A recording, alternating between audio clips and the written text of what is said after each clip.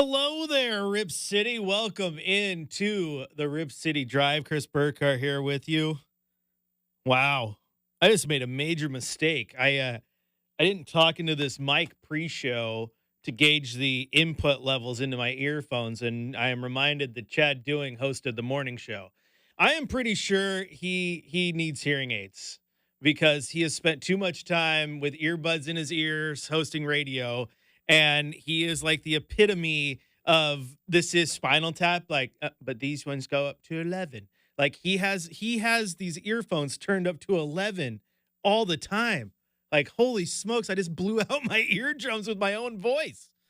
Not good at all. If you want to get in on the conversation with us today, you know what to do. Go over to Twitter or X, type in Chris J. Burkhardt. You can also jump on the phone line. 503-248-0620 is that telephone number. And we're even up on YouTube, where all we got right now is a slate for Native American heritage celebrations. That's right. The Blazers doing that this month. So there's plenty of stuff coming up at select home games for that. We can talk about that if you want. The college football playoff rankings are out, the inaugural one for the season. We can talk about that. I think we have to talk a little bit about your Portland Trailblazers and Delano Banton, who might be creating a brand new position in basketball. What is that? It's the closer, right? He's been absolutely unreal in the last handful of games, especially in that win against the Pelicans. And of course, I think that's all there is to talk about, Shacker. There was no other world news over the last 24 hours, right? I think that's a yes. Yeah, any updates on the arena football team down in Salem? On the arena, were you paying attention to any of that as it was going on? Like, they came and went and came back. It was fun. They were a team. They played like a game, and then all of a sudden they blew up and they dissolved and they were gone. But then the league took over and said, "No, wait, you're back!" And oh my gosh, like, here's the thing, Shacker. Is there ever there's just a sports in this world, right? Sometimes you just need to cut your losses and realize they don't work. And you know what one of those sports is that just doesn't work? Football in a basketball arena or on like a 30-yard field with the music way too loud and you can't do anything because it's like 7 on. Arena football never worked. It was cool when it started because there was like the novelty to it, right? And there was a football game and they were really pushing it. But that league, the AFL itself, has died and been born again just to die again more times than I can count. It's wild. It's wild. I was here. I was covering the Portland Thunder, who were only here for 3 years, right? In 3 years, might have even been only 2, but in that short amount of time they were here, they rebranded. Like, Portland Thunder isn't working. We need to rebrand. Now we're the Portland Steel. Like, how bad is this? How poorly are you ran when like 1 year into your existence, you're like, yep, this ain't working. We got to rebrand. Didn't get it right the first time, even though we had an entire buildup to this brand new program coming here into Portland. And it's just like, oh my gosh, that was quite funny. Had a bunch of 3 different coaches. They built themselves off having the Darren Thomas at quarterback, but he played for like a game. The Portland Thunder were from 2014 to 2016. That's right. Hey, they had 3 playoff appearances in those 3 years, though. Good on them. Yeah, they were the Portland Thunder for 2 years, and then they rebranded to the Portland Steel. 2 years in. Oh man, you bringing up football is arena football is hilarious. And then the Arena Football League folded, and then it was like the Indoor Football League because that was going to change things, and the Iowa Barnstormers and all that. Funny enough, though, I know you see it. You're in here, and if you're on YouTube, you've probably seen it. But my big island tattoo, right? My Polynesian pride piece of work that covers my entire arm. My tattoo artist played for the Arizona Rattlers, multi-time Arena Football League champions. Did he have to do tattoos while playing football? Probably how he paid for his housing. It probably paid more than the Arena Football League. But my goodness, what a pull, Shacker. That's why I like keeping you around. I apologize to get you to talk arena football. That's it. Hey, let's just take our mind off what's really going on. Hey, that was election night last night. It looks like Donald Trump has been named the winner. Kamala Harris can't come back. Donald Trump went to more college football games. Hey, the Electoral College, though, I mean, gosh, it's boring. Like, I get why you do it. And I'm not going to debate with anyone on radio or why, it needs to be popular vote or it needs to be this or it needs to be that. But last night, watching like 5 states decide everything was just terribly boring. And it's like all the stuff that's so predictable. It's like, okay, they're putting this little ticker in the bottom of the screen. They're like, the next batch of ballot boxes close in 5 minutes. And then 6 minutes later, they're like, California, Oregon, and Washington have been called for Kamala Harris. I'm like, yeah, because those states always vote blue, so that's boring. Like, it's just, oh my gosh, sitting here and just nonstop. It's like this triangle. You keep going back. It's starting in Georgia, go to Pennsylvania, up to the Great Lakes, down to Arizona, back to just nonstop the circle. And yesterday was no fun too, because if you start crunching the numbers, Trump started to pull away quite quickly. And I think most of the fun when you start getting into those states is like, I enjoy sitting there crunching the numbers during an election. Okay. 80% of the vote is in. This candidate is down by this much. So if they pull, like, I find that part, just the mathematical Excel sheet part, to be kind of intriguing. There was none of that last night. I fell asleep. Boo. Last election was way more fun. Remember, I said this to a guy I was working with the other day. I was like, I remember last election when the number crunchers, I don't even know who they were, but those guys got so popular that like NBC and Fox started bringing them in for their sports coverage. And Well, they had more scoring changes last time around. I think it was like wire to wire this time. Yeah, it was boring. Like you said, there was more scoring changes. That's a good way of putting it. There was more lead changes. Like if you put it into box score terms. But I remember after 2020, it was quite hilarious because it was just like, yeah, they got all those guys onto sports and like and so the same guy who's breaking down why Cobb County is going to win for the Republicans or whatever. That guy's on 2 weeks later telling you. The Detroit Lions right now have a 75% chance of making the playoffs. And if they win these games and they pop up the schedule and make it look like the electoral, it's just like, oh my God, because the ratings were through the roof for that election. I want to know what it's going to be like when you get what the ratings pop on this one was. This was just meh. It was boring. But that's your election update. There you go. We needed that, right? And then, but we're here to talk. We're here to talk sporty sports. As my friend Jamie Friedlander would say, sports are life, and we're not here to talk arena football all night, Shacker. We will we'll dive in here in the next segment. We will do a dive into the college football playoff. That's going to take more than a handshake here because that was interesting. The Ducks come out in number 1. How did everything else shake out? What do you guys think about the college football playoff? I like this 12-team thing, and we'll get into that. But let's start in the NBA where things are getting pretty hairy in Philadelphia. I don't know if you saw this one, Shacker, but over the weekend, I haven't had a chance to talk about it with everyone. You see this Joel Embiid nonsense?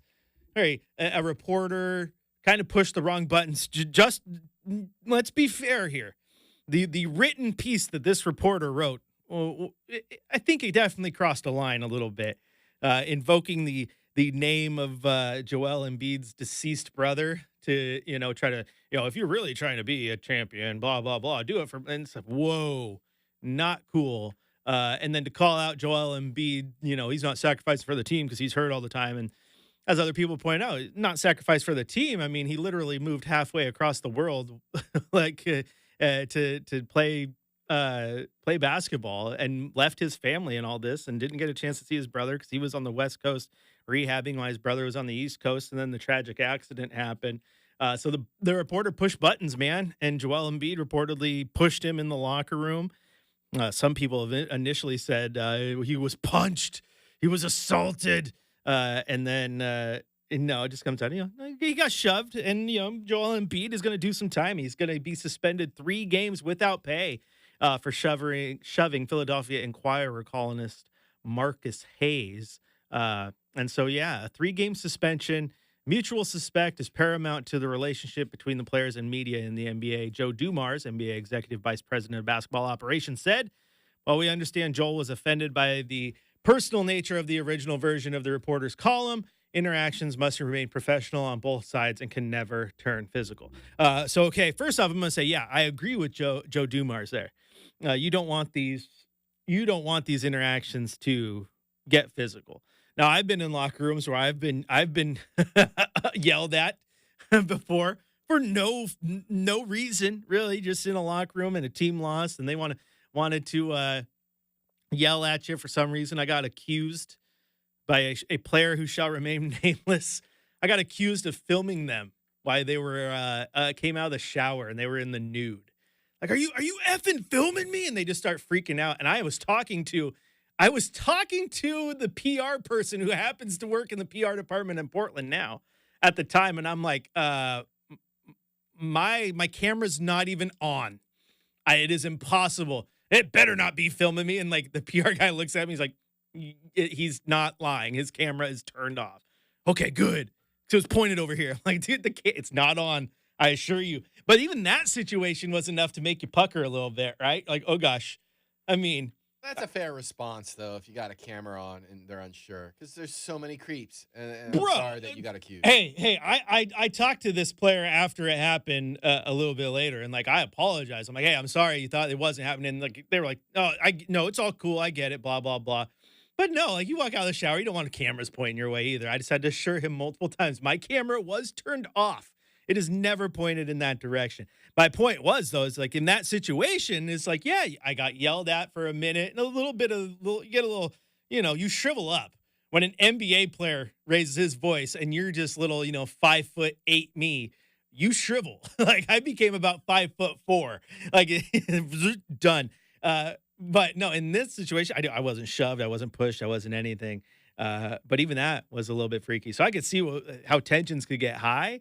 And, Marcus Hayes gets pushed here. I think these are the things they need to be handled behind closed doors. I think the PR team needs to get out ahead of this. I think Joel Embiid needs to be the bigger person in this situation. Even though that's unfortunate, I think he's well within his right to be frustrated in this situation, but also being the superstar that you are comes with a certain set of responsibilities too. So I would have liked him to be able to take care of it behind closed doors and just be like, hey man, like, no, that's not going to fly. But also maybe you stop talking to the guy, you stop giving him access, you do what you need to do to prove your point. But man, it's a lesson in multiple ways for players and for reporters, and especially all you young reporters out there. Just because it sounds good on paper and you're thinking it's edgy doesn't mean it's smart. And there are definitely lines you should not cross whatsoever. And I have been told this many times by different athletes that I've been fortunate enough to cover in my time in Portland. Like CJ McCollum is one of them. Shout out CJ, who said, I do not care what you say about me as a basketball player. You could say I'm the worst point guard in team history. You could say I'm on the worst 10-game stretch I've ever had. You could say that I should never be shooting the ball because I'm terrible. I don't care. That stuff it rolls off my back, and it's all fair game for you to talk about what's happening on the hardwood in between the hoops for those 48 minutes. But talking about me as a man or what I do behind the scenes or my family without knowing it, that's way off base. And this was not him complaining about something me or any other media did. This was just a candid conversation. It was just like, absolutely. And there are people who go into that territory that should be off base because they want that, as they call it, clickbait. We want that click. And it ain't worth it. It ain't worth getting shoved by 7 foot, 300-pound Joel Embiid. No, thank you. All right, we're going to take a break. When we come back, let's take a look at that college football playoff rankings. They came out last night. How dumb is college football playoff, by the way? Let's just bury the college football. The first playoff rankings, let's bury it on election night so no one sees it. But guess what? We saw it because we're all football fiends over here, baby. Can't get anything past us. We're going to talk about it next on the Rip City Drive.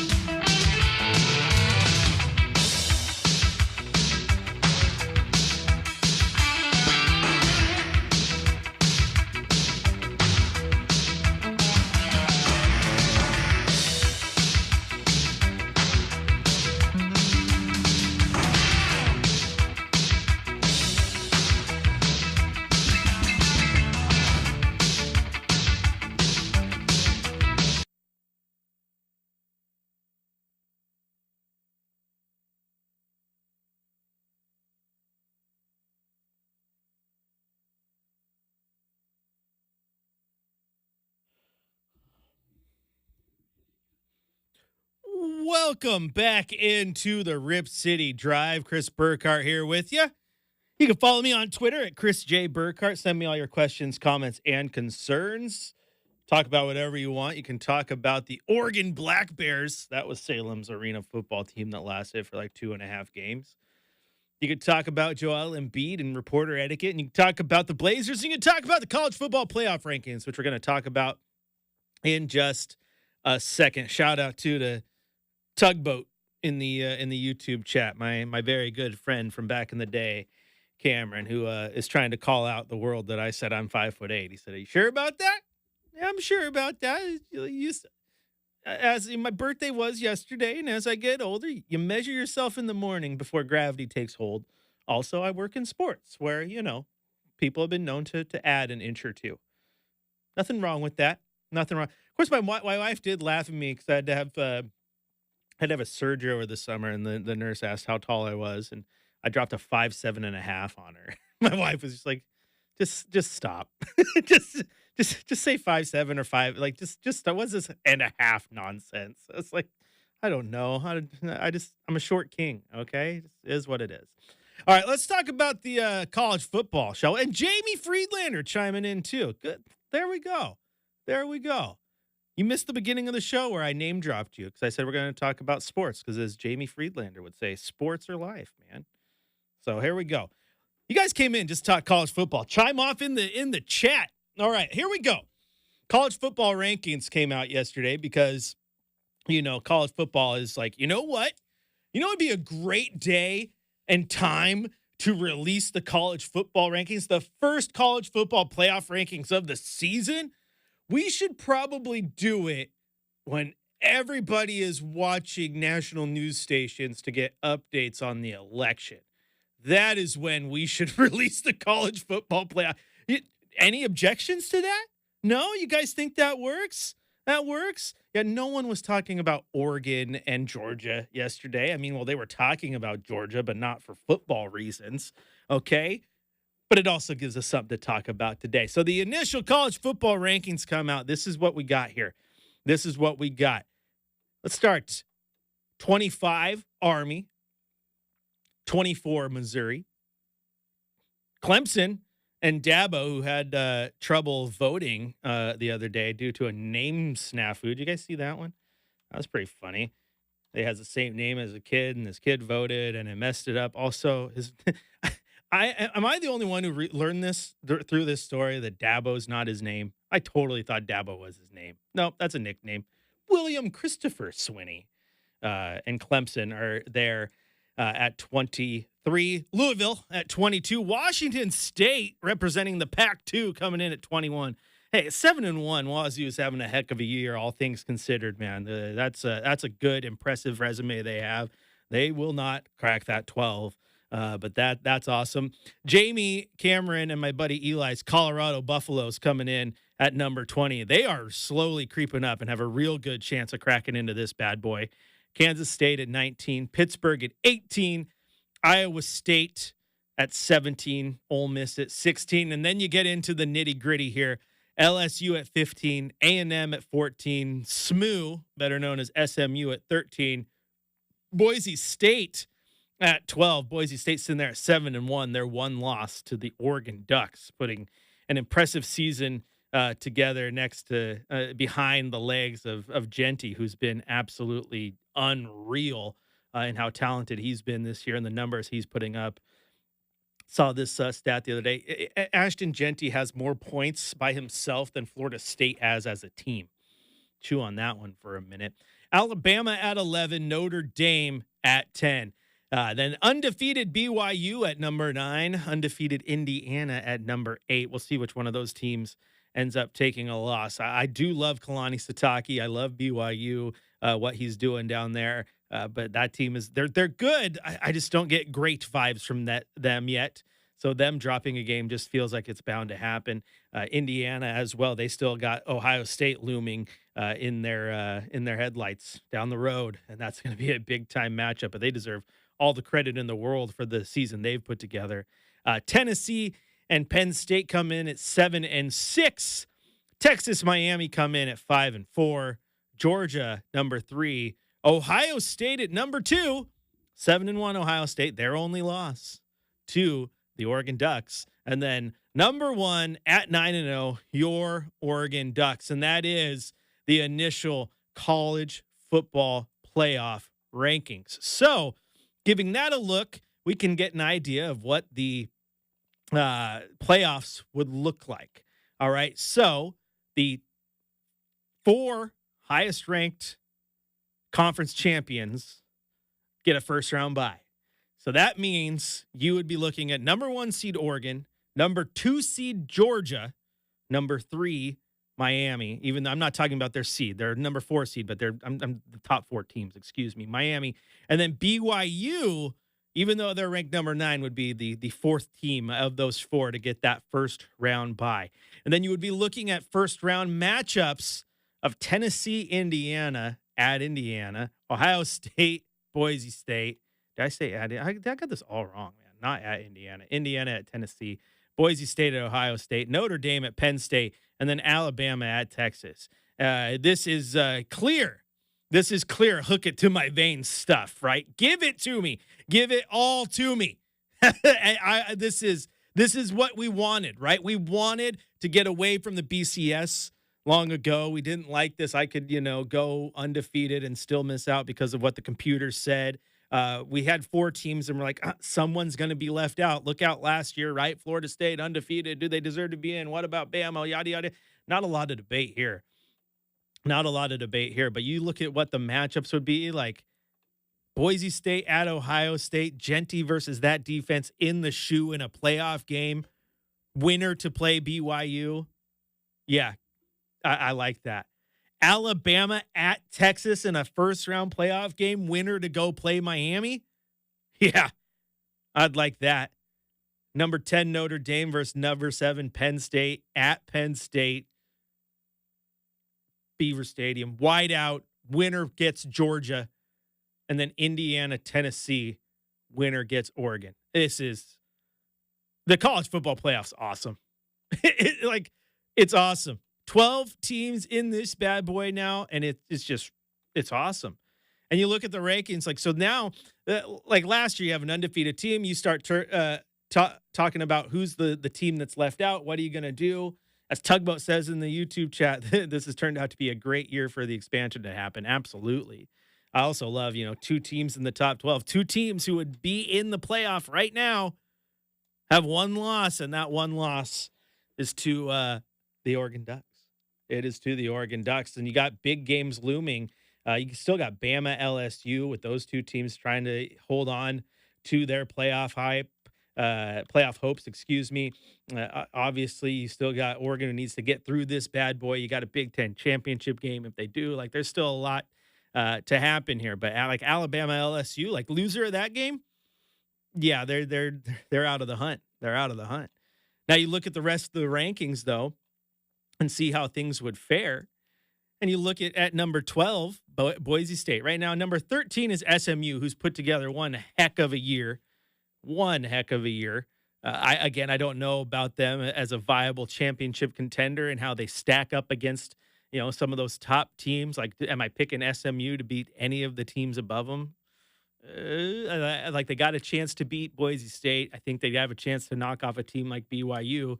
The rest of those teams, I think they take an L. But then you got teams right around the Texas A&M. That's a team that can put it together. Again, LSU is still definitely in the hunt. Depending if they win that game against Alabama. Ole Miss still got hope. Then you start, Colorado continues to climb. I mean, Colorado's sitting there at 20, but you get through, you keep winning, you're right in the hunt again, right? So there's still a lot of intrigue here. And I think with the way this plays out, there's going to be debate at the end of the day, right? Who's going to be in? Did you leave the wrong guy out? It doesn't matter. I think this is just awesome. And it's just awesome. Jamie says, let's see. Indiana and BYU being 8 and 9 is insanity. Slap a big brand school name on those resumes and their top 4. Okay. I like that.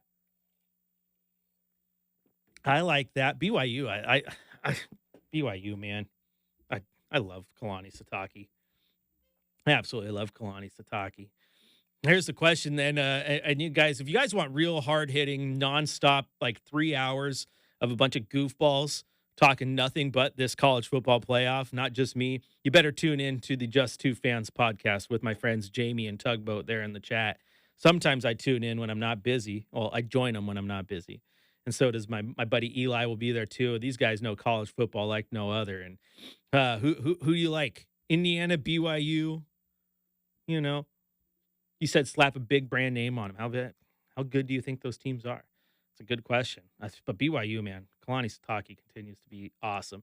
I've talked so much about his short time in Oregon State.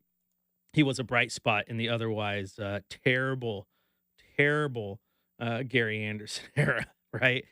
All you had to do was talk to him for 1 second, though, and you knew that he knew ball. He knew ball. And he's a heck of a coach. And then doing there at BYU, where you got different recruiting angles you got to do. You got kids who go out on missions who aren't going to be there for years. Like it's a hard place to win. To be undefeated at this point is great. And the thing is, they've had games where they don't look good, right? But college football isn't about looking good all the time. The BCS was really about looking good. Now it's about winning games. And the thing is, that's football. Football in and of itself is not about looking good. What? It's not about looking good. It's about winning. It's about winning. All right, but that's the college football playoff there. And like I said, Colorado's sitting there at 4-1 in the Big 12. They still got a chance to get in there, get in that conference game, win. They could be in. I tell you what, you talk about teams like you look at some of these teams, and Colorado is a team. And my buddy Jamie, he would attest to this. Like Colorado is a team. They have not peaked. They have not peaked. I think there's a lot of teams that haven't peaked. Like I don't think Oregon has peaked yet. I think Penn State might have peaked. Ohio State is like, ooh, they've shown a little bit of shakiness. Colorado is a team that from week one, like everybody, myself included, don't trust them. Don't trust them. Don't trust them. And all Dion has done is made you trust him. He started to put it together. Like as good as Travis Hunter is and as great as Shadur Sanders is, like I feel like over the last 5-6 weeks, it's become less about them in a good way. Like it's not about how far can those two collectively put the Buffaloes on their back and get them to a win. It's been about Coach Sanders making the right calls and the team itself playing as a team, which is what you need to do. So I think they're doing incredible. And as Jamie said, that Colorado defense is slept on. They're playing very, very well. They also have Travis Hunter. Come on. Travis Hunter is weird. Like my vote for a Heisman right now, you ask me, it's Genty. The numbers he's putting up are insane. But if you ask me who's the number one best player in college football, it's Travis Hunter. What he does on both sides of the ball, unreal. I think what hurts him in his Heisman candidacy, his campaign right now, is the fact that he's a better defender than he is receiver. He's a freak of a defensive back. And that's saying something because he's also a freak of a wide receiver. But defensively, and I think it's because he plays wide receiver at such a high level, like he makes intangible moves at defensive back that only elite corners make. And we're talking like NFL caliber, NFL starting corners, elite NFL corners make. Travis Hunter makes those. And he wants to go play both sides in the NFL. You never know. Maybe someone will give him a chance. But, man, I think it was Richard Sherman. Like, yeah, he has a chance to be a good receiver. But if I were him, I'd focus on DB because he has a chance to be special. He's so good. He is so good. And, again, Jamie and Tugboat going in on Colorado. See, I know talking about Colorado would get them fired up. But, of course, the biggest one for me, though, is the Ducks. They need to continue to take care of business. I mean, they've gone in. They've handled the Big Ten to this point, which is good because the Big Ten didn't see that coming.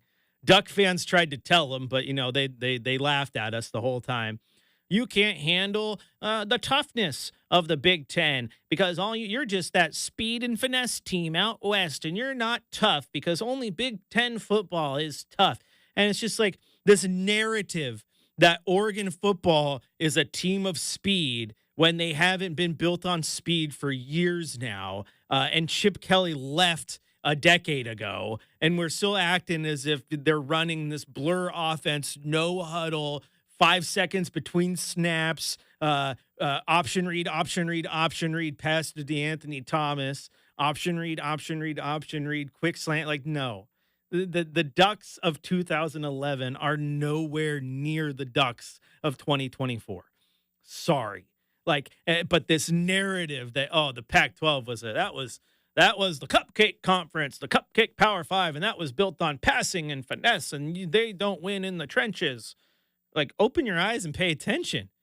I mean, as much hate as he gets, what did Willie Taggart do in his short time here? He did something, and that was change how Oregon fundamentally thought about how they could recruit at this school. Was he a great coach on game day? Not so much. The tenure at Oregon and FSU prove that, okay? But when it came to behind the scenes and getting things going, that he hired a staff of well-known recruiters, got guys like Mario Cristobal who knew how to go recruit guys in the trenches, and they built a team on power, punch you in the mouth, right? Cristobal takes over and just takes that to the next level. And then Dan Lanning comes in and takes that and runs with it and takes it to the... You cannot look at this Oregon roster and how they play and anybody say that this isn't a team that comes out and punches you in the mouth and beats you with the SEC Big Ten style of football that we've come accustomed to, which is teams that are going to beat you in the trenches and just knock you back, hit you right in the mouth, and see how many times you can get punched in the mouth before you wave the white flag. This is not the old school Ducks, man. That's just factual. It's just factual. They were built for this. They are ready for this. End rant. I just get tired of that stuff. Now, with the Ducks, their road to the Big Ten championship game, pretty wide open. You still want to see them take care of business, though, with 3 games left on the schedule. Maryland, you hope that's an easy victory, right? Maryland coming into Autzen, getting the full UO experience, right? Then you got a game that I 2 games, quite frankly, at the end of the year that I don't like. I know the record doesn't say it. I don't like going in to Wisconsin. Wisconsin that's a football team that on any given Saturday, they're going to make you work. They have definitely took their ups and downs, but again, they're built in that old school Big Ten way too. They got big hosses. They got big hosses, and they're going to make you work. I think Oregon outworks them, though. And then, of course, that November 30th game against the Huskies. I don't care how good or bad a team like Washington is, playing them November 30th, ending the year, the rivalry game, the monkey that Dan Lanning hasn't been able to get off his back. I don't like that game until it's over and Oregon has a dub. That's what I want. That's what I want. You get through this schedule, you go to the championship game. You're facing either at this point Ohio State or Indiana. That's rough. But Oregon is going to put themselves in a good spot because if you get Indiana in that game and you lose, you have 1 loss and it was to an undefeated Indiana in the Big Ten championship game. You're in the playoffs. You get to the Big Ten championship game and it's against Ohio State and you lose and your 1 loss is to what would be who is currently number 2. So your 1 loss would be to what would be then number 1 Ohio State, a team that you beat. You're in the playoff. Oregon has 3 games to take care of business, and they are in that 12. No questions asked. No pressure at all, Daddy Lanning. No pressure at all. Chris Burkhardt here with you. If you want to join the conversation, you got a couple ways to do it. Twitter, hit up Chris J. Burkhardt. That's me. You can follow me there. Send me your questions or comments. You can go on to youtube.com, type in Rip City Radio 620, get in on the chat there. And, of course, you can dial 503-248-0620 if you want to talk ball with me, too. Plenty more sports talk coming up right here on your home of the Blazers, Rip City Radio 620.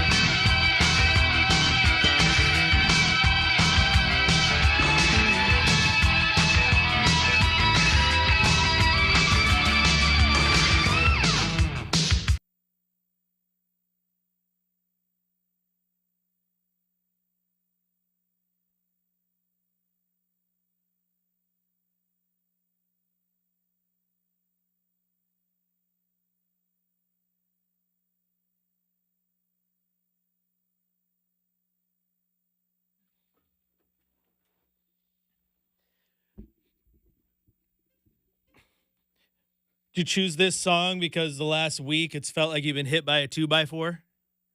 No, I just want to go deep track Metallica because all Metallica is great.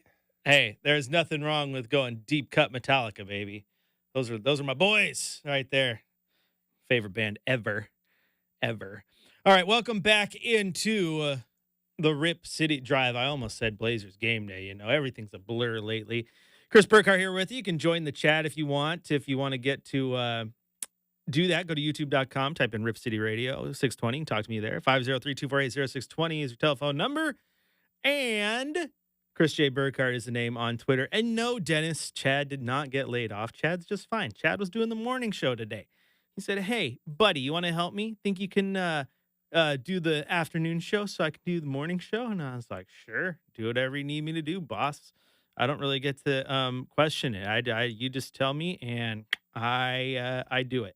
I call him tomorrow, 5th quarter, after the Spurs game. Yeah. See, he'll be on the 5th quarter. He'll be on Blazers game day in the 5th quarter on Friday. I'll be out of here because I got to go cover some OSAA state championships. A lot of action going down this weekend, Shacker. We got 2A, 1A volleyball over in Redmond. We got 5A, 6A volleyball championships going on in Forest Grove. We got 3A, 4A championships going on in Coos Bay all Friday, Saturday. And we got cross-country championships down at Lane Community College. So a big weekend for all of our fall athletes. And then you got soccer and football and a little bit of a break. And then you get right into winter. And remember, those football games, though, you can hear them here on Rip City Radio 620. You're home of the OSAA. So you'll get some championship action here. And then the big game's next Tuesday. It's the beginning of the NBA in-season tournament against the Timberwolves. Big time. I mean, I have circled it on my calendar because all I care about is winning the in-season tournament, baby. That's the only thing that matters. Who cares about the regular stuff, right? But no, yes, the in-season tournament is coming. We get to see the new court. That'll be kind of fun. They showed that one off. It's got a cool little rose inlay, and so it looks better than last year's. That's good. But speaking of the Blazers, some good injury news. We had good injury news before last game. We get more good injury news now. So for those of you keeping track, Robert Williams went from out to probable to available against New Orleans. He did not play in that game, but he was available to play, which is very, very nice. And now the Trailblazers PR team tweeted just a little under an hour ago, but the injury report for tomorrow's game in San Antonio, Matisse Thybulle out as he continues to have right knee injury maintenance, but Shaedon Sharpe, with his left shoulder posterior labral tear, has been upgraded to questionable. That is huge. That is big time news. Questionable doesn't necessarily mean he's going to play. However, even if he is listed as questionable and then gets scratched to an out before the game, this is big. This is good stuff right here because this is just a progression in his rehab that he is obviously getting where they need him to be to get back on the court. The injury takes some time. It was originally a 4 to 6 week window. The 6 week mark would be November 16th. So we're right at that 5-ish week mark right now. That's good timing. And San Antonio would be a good game to get in on. That team's reeling a little bit, got some injuries to deal with. Middle of this road trip, take a little bit of a break. But no, this is good Blazer injury news. I like good Blazer injury news. We have been dealt far too much bad Blazer injury news over the years and the months. And I'm tired of it. So this is good. And yeah, Casey Holdahl, Trailblazers insider for the team, also reporting that, yes, Shaedon Sharpe could end up playing and coming back as early as tomorrow's game. So everything looking like Shaedon Sharpe is ready to return to the floor. I love it.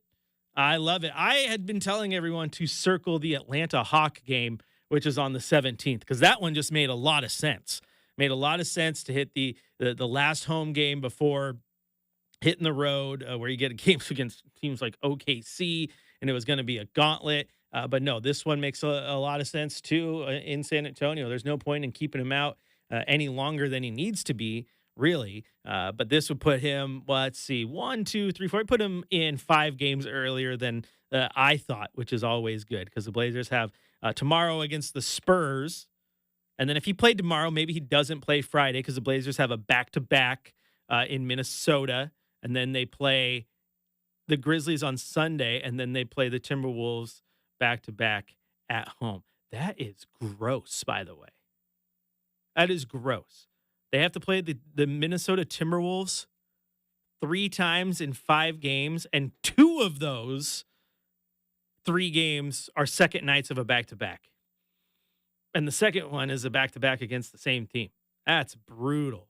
And the first game of that is part of the NBA Cup group stage. So, yeah, get used to playing against Anthony Edwards, huh? But anyway, Shaedon Sharpe upgraded to questionable. Robert Williams has been listed as available. I really hope he gets in against San Antonio. That'd be another fun chance to see him and his defense getting a chance to go against Wemby. Stop the big man down there who's been absolutely incredible since getting into the NBA last season.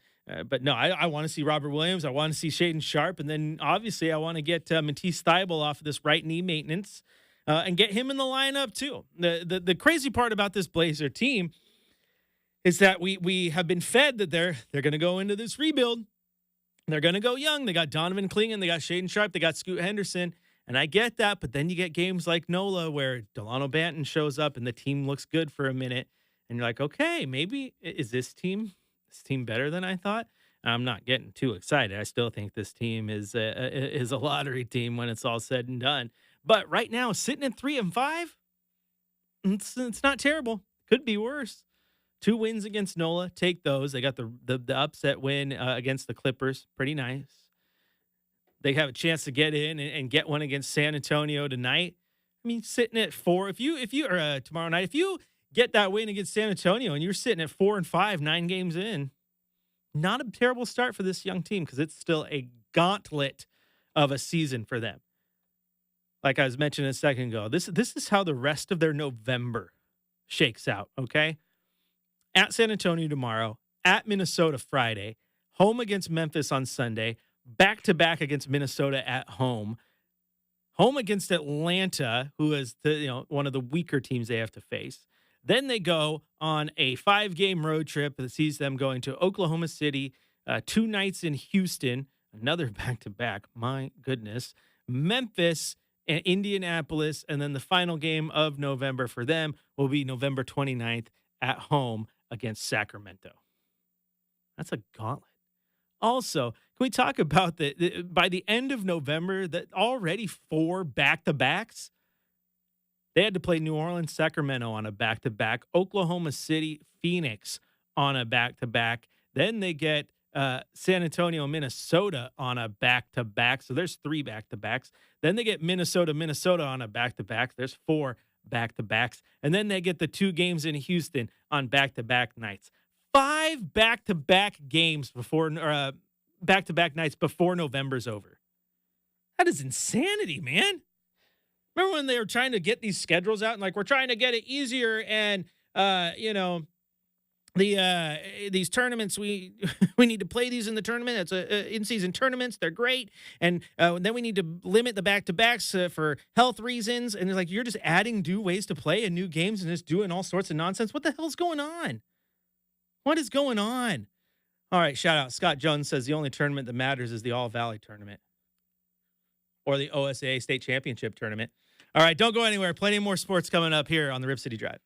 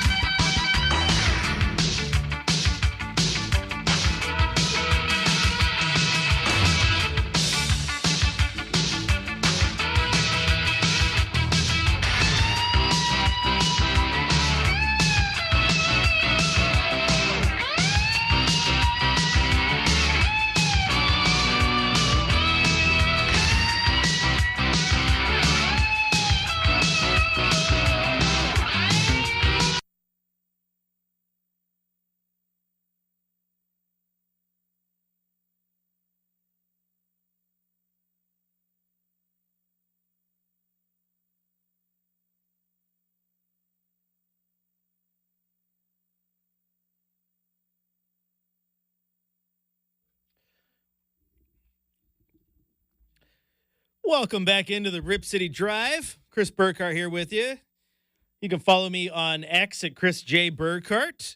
You can join the conversation on YouTube at 503-248-0620. You can also go to youtube.com, type in Rip City Radio, and join the chat there. Where shout out to Scott Jones. He said the only tournament that matters is the All Valley. And that made Michael Shacker crack up laughing. He's like, is that a Cobra Kai reference? Karate Kid? Like, what's going on? Come on. And then, so I said, wax on, wax off in the chat. And he came back with, hey, Cobra Kai, the end of Cobra Kai drops November 15th. 9 days. So he's on. You guys are on. You are on the Cobra Kai.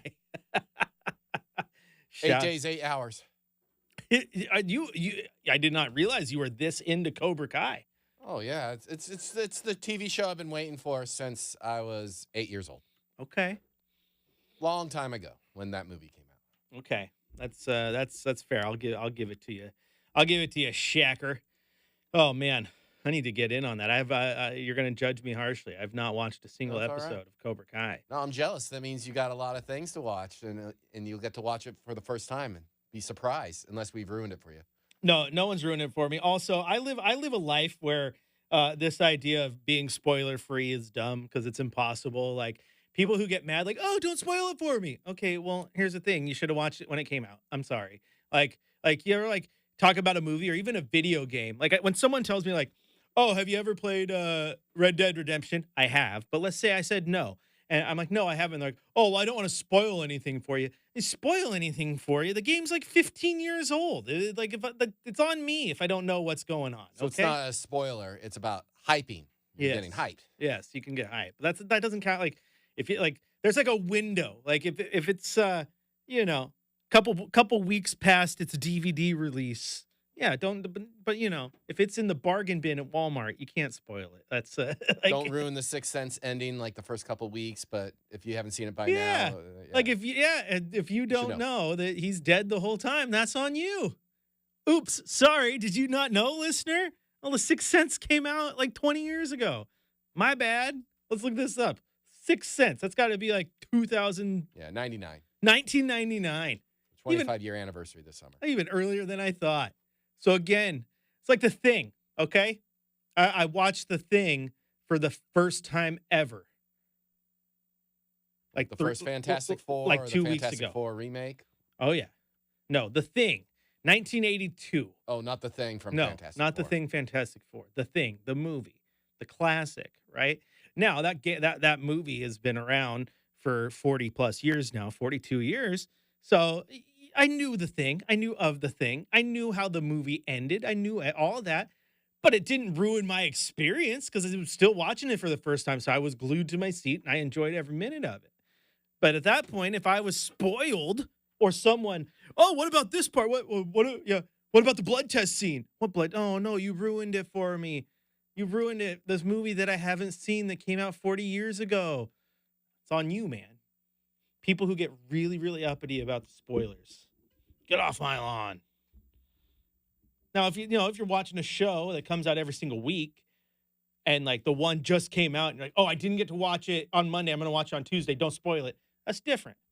But man, don't tell me how that Aaron Hernandez show ends. It's riveting stuff. But yeah, you can't spoil something that's been out for past that sell date anyway. But people get really up.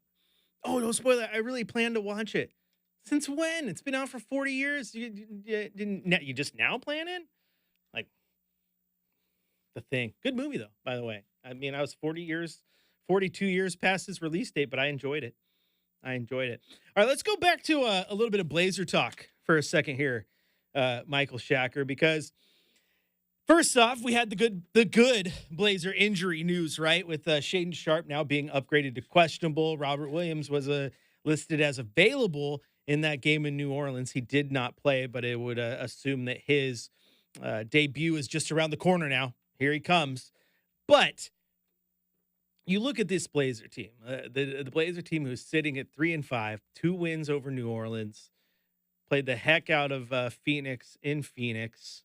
Got down early, but made a late comeback. Let me tell you what. They might be on to something here rotationally. And that is Delano Banton, or as he's known in some circles, DB Hooper. He has been incredible. Now, Chauncey Billups, the last 2 games, has played Delano Banton in only the fourth quarter. He did not play until the fourth quarter of that game in Phoenix. He played 11 minutes and 41 seconds, came in with fresh legs, went 5 of 7 shooting, scored 12 points, had 2 assists, 2 steals, and a block shot. Was a major reason that the Blazers outscored the Suns 32-16 in the fourth quarter and almost came back. He missed a late shot that would have gave him the lead. Otherwise, they might have left the Valley with a win. That was interesting. Really? You're not going to play him? They're only going to play him in the fourth quarter? Well, then he had the game against the Pelicans just a couple nights ago, where the Blazers are fighting. They're battling. They're trying to win this game. They're down going into the fourth, and then they sub in Delano Banton, and Delano Banton hadn't played a single second up until that point, and he comes in and he plays 12 minutes every single second you can play in the fourth quarter. He went 8 of 9 shooting, 2 of 3 from deep. He had 1 rebound, 1 assist, 2 steals, and 20 points in the fourth quarter. Became the first Blazer in history to score 20 points in 12 minutes or less. The fourth player, I believe it was, this season alone to have 20 points in a quarter. And he did it in the only 12 minutes he played all night long. So maybe Chauncey Billups is onto something here. Maybe the closer is a thing. A basketball closer. I mean, obviously baseball has closers, right? You know, the starter goes for his 5 innings, then you go to your relief team, and then you bring in the closer because you know the closer can knock down that lineup and just give them fits. Right now, that's what Delano Banton's doing. And I think part of it is, A, he's good enough, but B, fresh legs matter. When you are playing your second minute of the game and the guy defending you is playing his 32nd of the game, your legs are a little bit fresher. And we've seen fresh legs go to work, right? Everyone remembers that 4 overtime game in the playoffs against the Denver Nuggets. Yeah. Who won that game? Rodney Fresh Legs Hood. Don't play him in any of the overtime. All of a sudden, fourth overtime comes up, put those fresh legs in, and boom, game over. Fresh legs matter. Now you look at those last 2 games. Again, Delano Banton, he's been incredible. 5 of 7 against the Suns, 8 of 9. So that's quick math, 13 of 16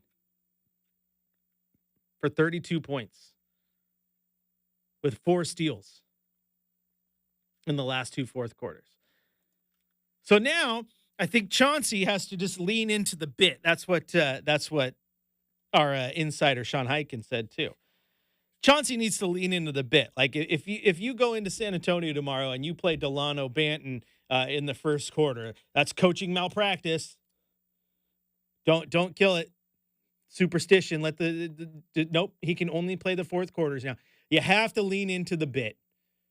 Delano Banton is now a solo fourth quarter player. He does not play a second of basketball through the first 3. Fourth quarters only, or we riot. It's been pretty cool to see, though. I don't know if this closer thing is real, but it very well might be. Because, again, these last 2 games, he's been phenomenal. They did not get the win in Phoenix, but he's a major reason why they made that comeback. No question about it. Major reason they made that comeback. And then against the Pelicans, he might be the sole reason they won that game. The Blazers outscored the Pelicans 39-18 in the fourth quarter. 39-18. And once again, Delano Banton had 20. So you take out the other 19 points that the rest of the Blazers scored, and Delano Banton outscored the Pelicans 20-18 in that fourth quarter. That's incredible. Now, they needed the rest of the players because even if you take Delano's 20 points away, the Blazers lose by 2.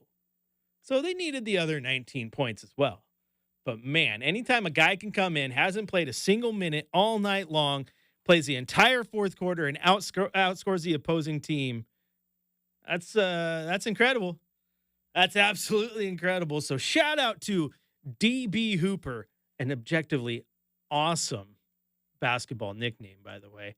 Like it's a name that you can only have if you're playing in the Pacific Northwest. Like it doesn't make sense if you're DB Hooper playing in Dallas. No, but you're in the Pacific Northwest. DB Hooper just makes way too much sense. And Delano Banton might end up stealing some money one day too, by the way of a contract. He keeps playing like this. I can't wait to see if he keeps doing this. You're just gonna have to sign him to a closer deal, and maybe he'll be like a Arthur Rhodes, be a left-handed specialist, just play forever, just coming in coming in and closing, playing some rotation minutes. You know, I just like it. It's different. It's fun. This is a rough basketball season if you're a Blazer fan. So when you get little slivers of excitement like Delano Banton is giving you in the fourth quarter, that's great. Now, here's the thing. If he continues to have fourth quarters like this, then you really need to lean into it. Like, with like Edwin Diaz in New York for the Mets. Can't believe the Mariners let that one get away. But they played the trumpets, Yeah, that's his music. It's coming. Mariano Rivera used to, he was coming and they played the music. Trevor Hoffman, if Enter Sandman's playing, the closer's coming. It's like, a batter has their walk-up music. Like, I want this. Like Delano Banton needs to have a song. And when Chauncey Billups subs him in for the first time in the game in the fourth quarter, the LED lights start going off, the trumpets start going, whatever it is. And DB Hooper is about to get on the court. And then the other teams get scared because the comeback's about to happen. And then he goes off and he goes 5 for 7 and scores 18 points. And the Blazers come back to win by 5. I'm all for it, man. Give the fans a reason to get excited. And who would have thought you could do it with a closer in a sport that doesn't have one? And we're not talking about, just getting the ball and taking a last-second shot being clutch. No, this guy's clutch for 12 minutes at a time. Find ways to get him in. So shout out to DB Hooper, Delano Banton, for all of Rip City. Respectfully, I hope you do not play a first, second, or third quarter the rest of the season. Fourth quarters are bust for DB Hooper. Chris Burkhardt here with you on the Rip City Drive. We continue with plenty more sports talk after the break here on your home of the Blazers, Rip City Radio 620.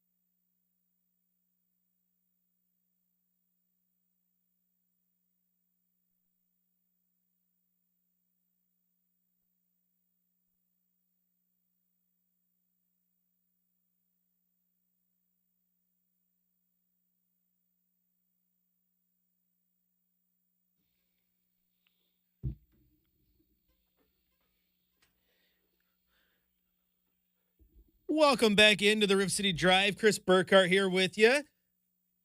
I love when Michael Shacker's picking the music. When I work with Oaks, bless that man, he plays some old school music. I feel like I'm driving around town with my grandpa. Okay, Shacker just goes straight to the metal, gets us all in our happy place, and then plays bands like Seven Dust. That you're like, oh yeah, that was a band. That's cool. Yeah, I just get a different reaction from you than Chad because Chad freaks out when I'm playing metal.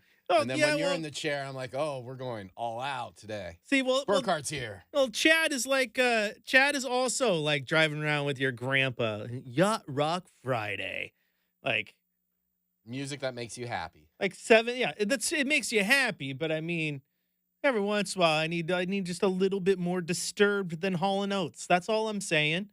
Okay, that's all I'm saying. Come on, just expand the horizons of your musical ventures, Mister Doing. Okay. I don't hate Yacht Rock though. Yacht Rock's great. Like you said, easy, happy listening. We need some Seven Dust and Metallica. Testament every once in a while. That's what Shacker brings. He's good at that. All right. It is Wednesday, right? I don't know. Days blur together. November 6th, by the way. Yesterday was November 5th, which I enjoy. It's my birthday. And you also have V for Vendetta, remember, the 5th of November, right? It was also, you got to shout out, it was the birthday of Bill Walton. Bill Walton, happy heavenly birthday to the Blazer legend who passed away not long ago. But I shared a birthday with Bill Walton. That was pretty cool. I did implore everyone to go out and vote and wear tie-dye when they voted in honor of Bill Walton. Because, he's the GOAT. You shared that it was his birthday, or do you share the birth date with him and we missed your birthday? I share the birth date with him, and I shared on the show that it was his birthday. Happy birthday. Thank you. November 5th. Remember it. And I expect presents next time. Okay. I brought you presents, and it was gift wrap today. Over at the OSAA, bless their hearts. Those people are wonderful. Shout out to the recently retired Steve Walker. I know you work closely with the Walkman. I go back years with him. But they always celebrate birthdays there, and they go and they're so kind. But everyone's always in the office, so they're like, "Hey, it's your birthday. Pick what you want for a dessert, and we'll get it." And everyone will pick like their favorite. Some people like ice cream cakes. Some people like just a pie. Some people like buntinis from Nothing Bundt Cakes. Doesn't matter. I threw everyone a curveball because I was joking with Heidi, the person who ends up doing our orders. And she's like, "What do you want for dessert? What do you want for dessert?" And I was like, "I like the buntinis. They're pretty good."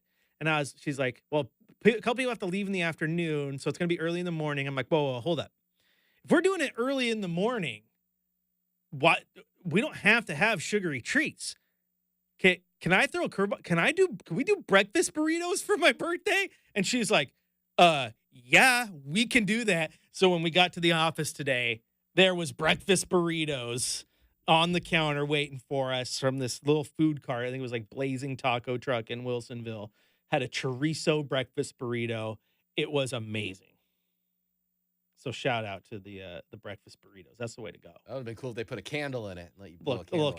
They sang happy birthday. It was a day late because like I said, birthday was yesterday. I couldn't do yesterday though because I had to go out to Corvallis for a shoot.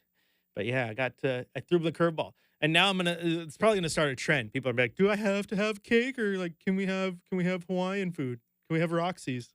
Can we have Dave's Subway 6-inchers? Yeah, can we have Dave's hot chicken instead?" And then they're like, "There's no, but it's gonna start the Burkhardt rule. Like, no, it has to be Albertsons cookies or nothing else." I see a pizza making more people happy than an afternoon dessert. Hey, because the dessert's good, but like you can only like I have a sweet tooth. Do not get me wrong, but you can only go so far with the sugar. Like even someone like me who has a sweet tooth, you hit the wall where you're just like, doesn't even sound good anymore. But a meal is good. No one says no to a free meal unless you're Michael Shacker and you look at the media dining plates. Then you say no to a free meal. I have to. I bring my own food. The only guy I've ever known in my time that I walked into the studio one day, right here, this studio. I walk in and he had a crock pot behind him and he was making chili. Well, it's a mini personal crock pot. It's like having a thermos that you can plug in. True. It is. It is this, and he grabs it. It's about the size of a bowl, so it makes like enough to feed probably like two people could have a good little meal off of it. But like you can't even pick on him because it's just genius. Like it's gray out, it's rainy, it's disgusting. You're here late at night doing a fifth quarter or something, and you just got. It's like when you go hunting. When you go hunting, you got your little thermos of coffee or whatever. That's Michael Shacker, but he's got his crock pot of chili or nacho cheese. Like this man knows what's up. Like you're brilliant, sir. You're brilliant. You do things I didn't even think you could do. Well, we have no food options, and we're kind of like in the corner of a suburb where there's just nowhere to walk to. Oh my gosh. Our studio, friends, is perhaps one of the most poorly positioned studios on the food desert. It is a food desert. There is not even a convenience store. Like the closest store to us is a Lowe's that I've walked over before just to get an energy drink. Like there's nowhere you can go. Like if you want to go anywhere, you have to drive. Like the closest convenience store is like on the other side of I-5. And the little Jacksons, shout out Jacksons. They let us film an entire show in their freezer one time. But no, it is. Chad said there used to be before my time here, because I got hired after COVID, that they used to have a little shop inside the building. You could go a little vending machine, basically, like one of those. Have you seen those little marts that they put up? I had one at NBC. It was like a little convenience store. You just scanned the card, got whatever you wanted, and left. Yeah, there's a camera on you, so to keep you honest. You need one of those. You know how many times I'm here and I'm like, oh, like you're doing a fifth quarter shift, and you're like, all I want is a snack, but I don't want to drive to Fred Meyer right now because it's down the road. I'm lazy. We need something within walking distance. You know what? Maybe you and I could make a killing if we just put up a little. You know what they put a fake camera and have them put cash in the box. Hey, you know what they don't have, or at least I haven't seen, is where is the food cart that is a convenience store? Like, could you just take your food cart, pop it up here by the iHeart Studio, open it all day, and you could come get cans of Coke, some sunflower seeds, and a candy bar. I saw those back in the college days. We need one. Before the food cart explosion, that was like the main food cart.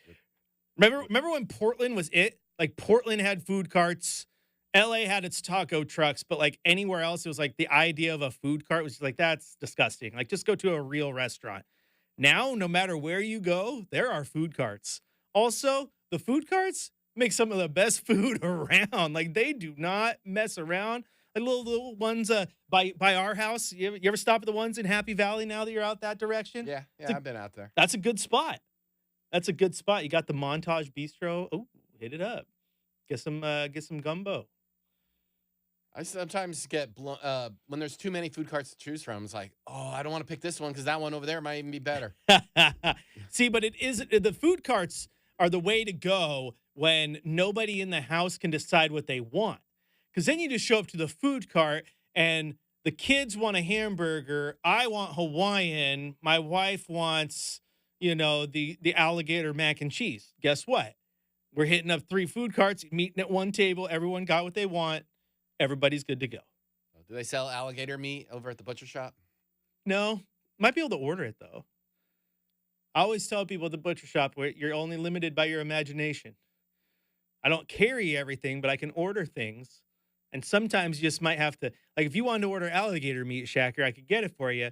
But if a case was 25 pounds, unfortunately, you're going to have to order 25 pounds because if you only wanted 2, now I'm stuck with 23 pounds that I'm not going to sell. So, but I could get you some. We'll talk later. We'll talk. Good. I'm glad you got an alligator meat connection. We'll talk business. You ever have you had alligator? No, I've seen it eaten on TV. Tasted like chicken is what they said. Well, it tastes like chicken is dumb. Alligator tastes like alligator. But alligator's good. It is good. It has that consistency of chicken. It doesn't taste like chicken, but it has that consistency of chicken. Like if you close your eyes and you have a piece of chicken or you have a piece of steak, you can tell which one is beef, which was chicken. Alligator has that consistency. So no seafood taste? I didn't think so. No. But I had it in sausage form, so you get a little bit of extra seasoning in Well, there. I hope So. they're serving alligator meat at the next Blazer game media meal. All right. Well, I'll work on that. I'll go talk to the people in the know. All right. I wanted to talk a little NFL for a second because I don't get enough chance to talk football with people. And I know Shacker is a football nut, but I look at these NFL standings, man. And first off, the AFC East. Oh my goodness, what a deplorable division that is. The Buffalo Bills leading at 7-2. They are looking every bit as advertised. Josh Allen. There's people who love him, but I still think on a grand scale doesn't get the love that he deserves for just how good of a quarterback he really is. I mean, he's right up there with the Mahomes of the world. Yes, Mahomes is arguably the best player in the football NFL right now, but Josh Allen is like right behind him. He is so darn good, and he's got the Bills there at 7-2. I remember watching him. I was fortunate enough to be at the game in Wyoming against the Ducks. Got to see Herbert and Allen go at it, and you could see him in college. And like this guy, he's a pro. He's a pro. The only reason Wyoming wasn't better was because they weren't great. Like there was no talent around him, but he's a pro, right? So he has them at 7-2. Then you have the 3-6 Jets, who can Aaron Rodgers just like hang it up already? Like just go away. Like Aaron Rodgers had a run of great consistency with the Packers. He has one Super Bowl to his name. Goes over to the Jets. He has not been good. They're sitting at 3-6. That poor leg of his with the Achilles injury he had last year, he just doesn't get the same zip on the ball anymore. I mean, maybe he has another year or two in him, but I mean, he's beyond 40, so he's old in football terms, my friend. And they aren't going anywhere. They fired Robert Saleh, like they're a dumpster fire. Miami is at 2-6 is just atrocious as well. They should have been far better. Granted, they had the Tua injury, and then when you lose the greatest quarterback and the greatest coach of all time, the New England Patriots are going nowhere slow. Now in the AFC East, though, which might be the most competitive division right now because they're pretty darn good, but you got the Browns, who are terrible, obviously. The Bengals, who are far better than that 4-5 record, and then you got Baltimore and then Pittsburgh. And Pittsburgh deserves a ton of credit, man. This is a Mike Tomlin masterclass of coaching this season.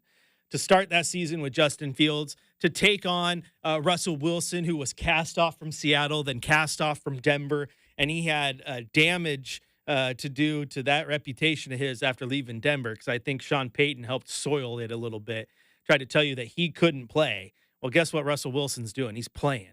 And the Steelers are sitting there at 6-2 in a great spot in that division, winners at 3 straight. So shout out to the Steelers. I also look at Baltimore at 6-3 after their rough start to the season. And I'm sitting here going, gosh, that's a team that is going to scare me. If they're hitting on all cylinders come playoff time, Lamar, Derrick Henry, watch out.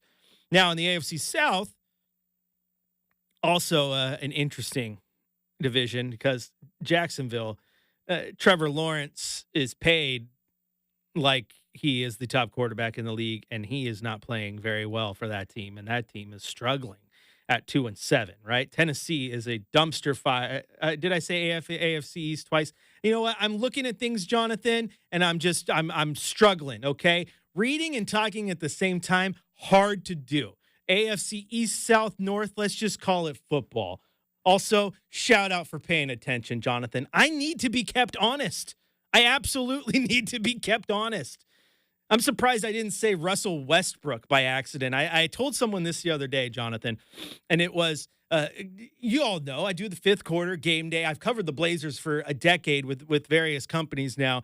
The NBA is my wheelhouse, and I am so used to talking about Russell Westbrook that the amount of times when I was doing a Seattle game and I referred to Russell Wilson as Russell Westbrook is embarrassing, okay? So the AFC East twice, not the worst thing that I've said on radio, but I appreciate you keeping me honest, man. Somebody has to. But now, back to the AFC South with an S. You go north and then you go south. I got to try to really focus now. Get me off my game. Now, Jacksonville, again, terrible. Tennessee has been terrible for far too long. Like why do they get a pass even? Why do they get a pass, right? Granted, he's struggling as a backup nowadays, but Mariota was shoved out of there for Tannehill, which at the time was like, come on, don't be dumb, right? They get rid of A.J. Brown. Why? Because they want to. And you're like, oh, without a receiving threat, Derrick Henry, they're just going to load the box and he's not going to be great. And what happened? That's exactly what happened. And then they cast off Derrick Henry and they create this little narrative of if he's washed up, and he's had an absolutely incredible year for Baltimore. That is a terribly run organization. Indianapolis they're going nowhere. Houston at 6-3, still a good team. They're showing some holes, but still a good team.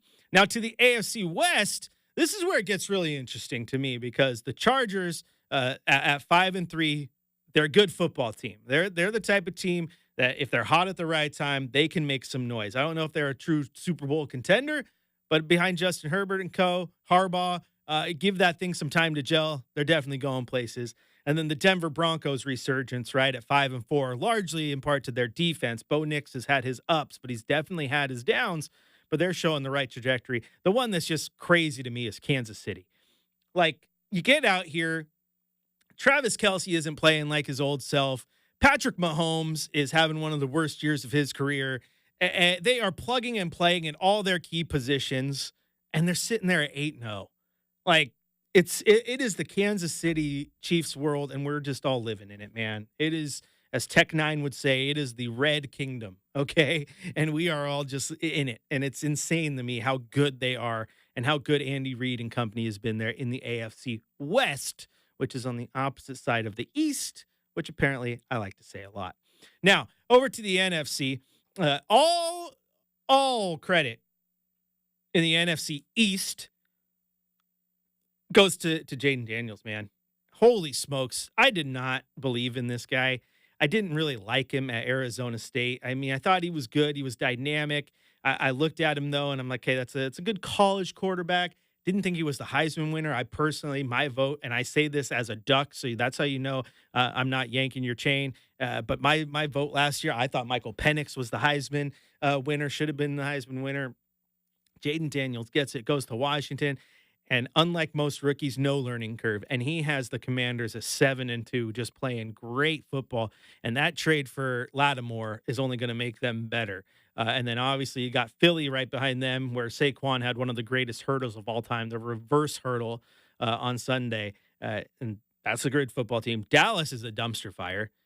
Dallas needs owners should not be GMs. Hire someone to do that job.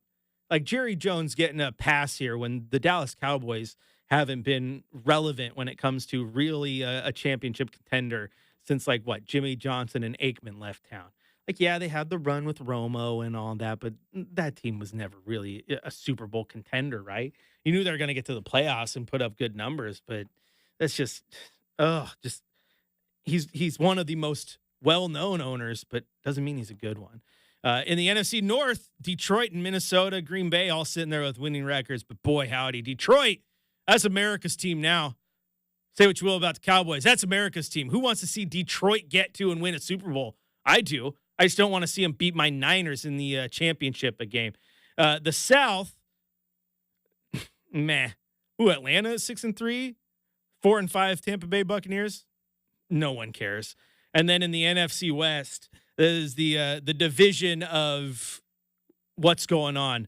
The 49ers at 500. The Rams, they had a lot of injuries, but at 500. The Seahawks start off hot, fall off the planet, and Arizona Cardinals are leading that bad boy.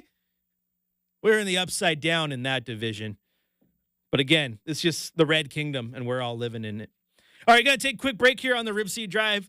I'm going to spend my time doing a Ron Burgundy, Unique New York. Ow now, brown cow. Working on getting through sentences and not repeating myself. Major shout out to Jonathan Campbell for keeping me on my toes, man. Somebody has to. I appreciate you listening. Plenty more sports talk coming up next on the Rip City Radio.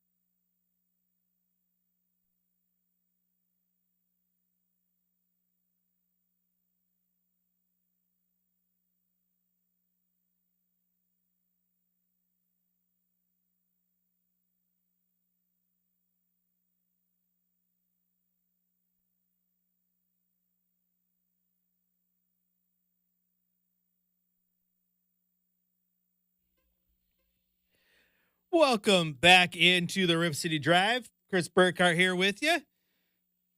You can follow me on Twitter at Chris J. Burkhardt. You can dial the phone, 503-248-0620.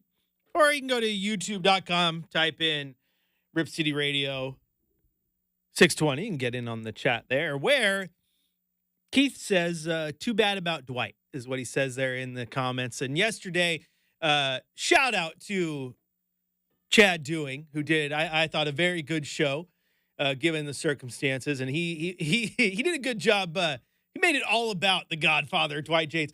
Also, I worry about Chad's mental health, though, because the archives, he's like, oh, let me play this clip of when me and the Godfather hosted a show 17 years ago. And it's just like, boom, he has this clip, and it's good to go. But it is unfortunate, that news, due to the business is brutal, and there were some layoffs and partings of ways that had to happen, and Dwight was part of that. And again, I implore you to go listen to the podcast version. I hope I just didn't put him on blast.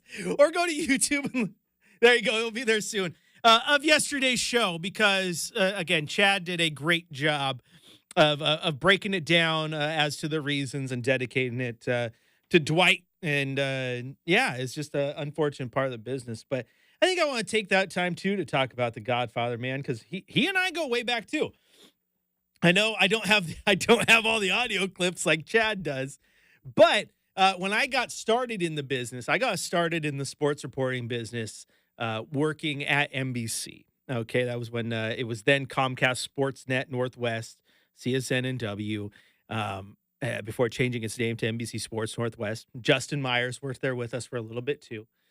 But that's where I got my start, and I was fortunate. I went out of high school or out of college, excuse me, had my degree in journalism from the University of Oregon, go Ducks, and had dreams of being a talking head, talking about sports, right? I wanted to be on ESPN, Sports Center, and all that. But a lot of people, to get into the business, you got to move to the middle of nowhere and take these, low-paying jobs. And I didn't want to move to Des Moines. I didn't want to move to Boise. I didn't want to go to the small town. I knew you had to, but it was tough. And then I finally swallowed my pride and realized, you know what you got to do, and was applying for jobs, and I wasn't getting them. It was all, you don't have experience, you don't have, which is always annoying to me. Can't get this job because you don't have experience. Well, how the hell am I supposed to get experience, right? If no one's going to hire me for a job, that's how you do it. But I eventually got a chance to get an interview with NBC Sports Northwest. And funny enough, I got through the first round. In the second round, you know who interviewed me? The Godfather, Dwight Yates. He was the one who interviewed me. And at that point, I knew who he was. I knew that he was the Godfather. So I was like, no pressure walking into this room and seeing him, meeting him for the first time, and then letting him just, grill me and interview me. But obviously left an impression, and, he told the hiring manager, and I got hired. And then I was fortunate enough to be a road producer for NBC, travel this country, covering the NBA. Still bitter that I've been to every NBA arena except Houston. I got to find a way to get to Houston. But it was traveling with the Godfather, man. And he and I spent so much time at airports waiting for our layovers, and at hotels and in rental cars. And when you spend that much time on the road with people, you build relationships. So the Godfather's not a coworker; he's a friend of mine. And so it's unfortunate that what happened, and then with iHeart yesterday. But he and I worked at NBC, and then NBC ended up folding, right? You guys all know that if you're Blazer fans. The Blazers end up going to Root Sports Northwest. Because of that, NBC Sports Northwest doesn't see a reason to stay around because they were hitched to the Blazer wagon. So they fold, and oh no, what are we going to do now? We need work. And I'm sitting there looking, I'm applying everywhere, and just getting turned down. It was depressing. And then the Godfather got hired here when Travis left to take that full-time job as the Blazers play-by-play guy, which he's doing phenomenally with on radio. And then a spot opened up here. That was when Kyle Nishida left. And Chad was like, "Oh yeah, I got a spot, man. And I know you want to be a talking head, but if you want to come back and push buttons, I got a spot for you." I'm like, "You know what? That's great, man. A job's a job." And I was so stoked to get a chance to come in here and work with Dwight again, because he and I went way back, and it was when I walked in here and talked to him for the first time, it was like you hadn't skipped a beat, you hadn't missed a day, and it was just back at it, babe. And then as I started to grow in my role here, and I got the chance to do a little bit more hosting, then I got to fill in for Chad, and that was a highlight of my time here, was getting a chance to host 3 hours of radio with the Godfather. Like that's pretty cool. Now Dwight won't take any praise, because that's just the type of guy he is. I tell him great job, or I tell him, hey, you're a mentor. I learned a lot. Oh no, the pleasure was working with you, Chris. That's just the type of guy he was. But it was so nice, because again, you go way back. This guy who interviewed you, obviously put in a good word along the line, got you in, taught you a ton when you were just a baby boy, fortunate enough to get your first job in the sports business in a top 25 market that happened to be your home market, Portland kid, born and bred. And you work with him, you learn from him, you part ways due to unfortunate circumstances that you're at one job, and then you come back together, and then you're fortunate enough to sit in a radio studio and host with him 3 hours a day. Sometimes you're like, I really hope Chad gets sick next week, because I want to fill in and host with the Godfather again. And we got to talk baseball. We made you, the listener, tired, because he got text messages from listeners, and he's like, "Hey, Burkhardt, they want us to stop talking about wrestling." Okay, so we did. We stopped talking about wrestling, but it was something that he enjoyed. I enjoyed. We'd talk about it on the road. The Godfather's the best, man. He is the Godfather for a reason. He's been doing this forever. His grumpy old man takes, they are what they are. They're fun though. And let me tell you what, he's the type of guy you want on your team, because boy howdy, he'll go to bat for you. And once you're a friend with the Godfather, you're in. You are in. He's one of the best in the biz. He's wonderful. And now he has a Substack. So go subscribe to that and listen to his rantings and writing, which is great, because as good as he is on the mic, he's great with the written word. My wife asked me why I'm not doing the Substack thing, because a lot of reporters are doing that nowadays, and they're doing pretty good with it.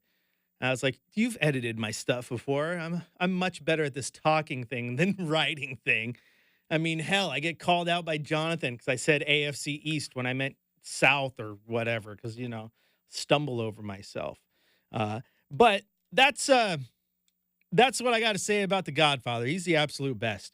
And Yogi Berra once said, I know I've said this on the radio before, but Yogi Berra once said, you can observe a lot by watching, right? And I know that's it's funny saying, but it's true, because, man, the amount I learned from Dwight on the road just by being in his presence and just watching how he carried himself as an insider, the things he would say and how you formulate the things you say, and it's amazing. Yes, I will always love you. I can't hit that note, though. I'm sorry. I almost tried, but I would have blown out my vocal cords for the rest of the show, man. But shout out to the Godfather. He's the best. Love that guy. I know Chad does. And again, go listen to yesterday's episode in the archives, because Chad did a great job. And boy, like I said, the sounders that he has that he just keeps at the ready are just baffling. Of course, if you were here right now, you'd see that Shacker might be the same way. He's got like Seattle Supersonics tapes from like 1997 collecting dust behind him in the studio there. They're on beta tapes. I broke 2 of the Blazers beta machines trying to get the audio off. Did you really? Yeah. That's funny. Now. That's funny. All right, don't go anywhere. In the next hour, we're going to go back to college football, just in case you missed it. Talk about the college football playoff, the initial rankings that came out yesterday, and what the Ducks have to do to continue to solidify their chance at the CFP. Chris Burkhardt here with you on your home of the Blazers, Rip City Radio 620.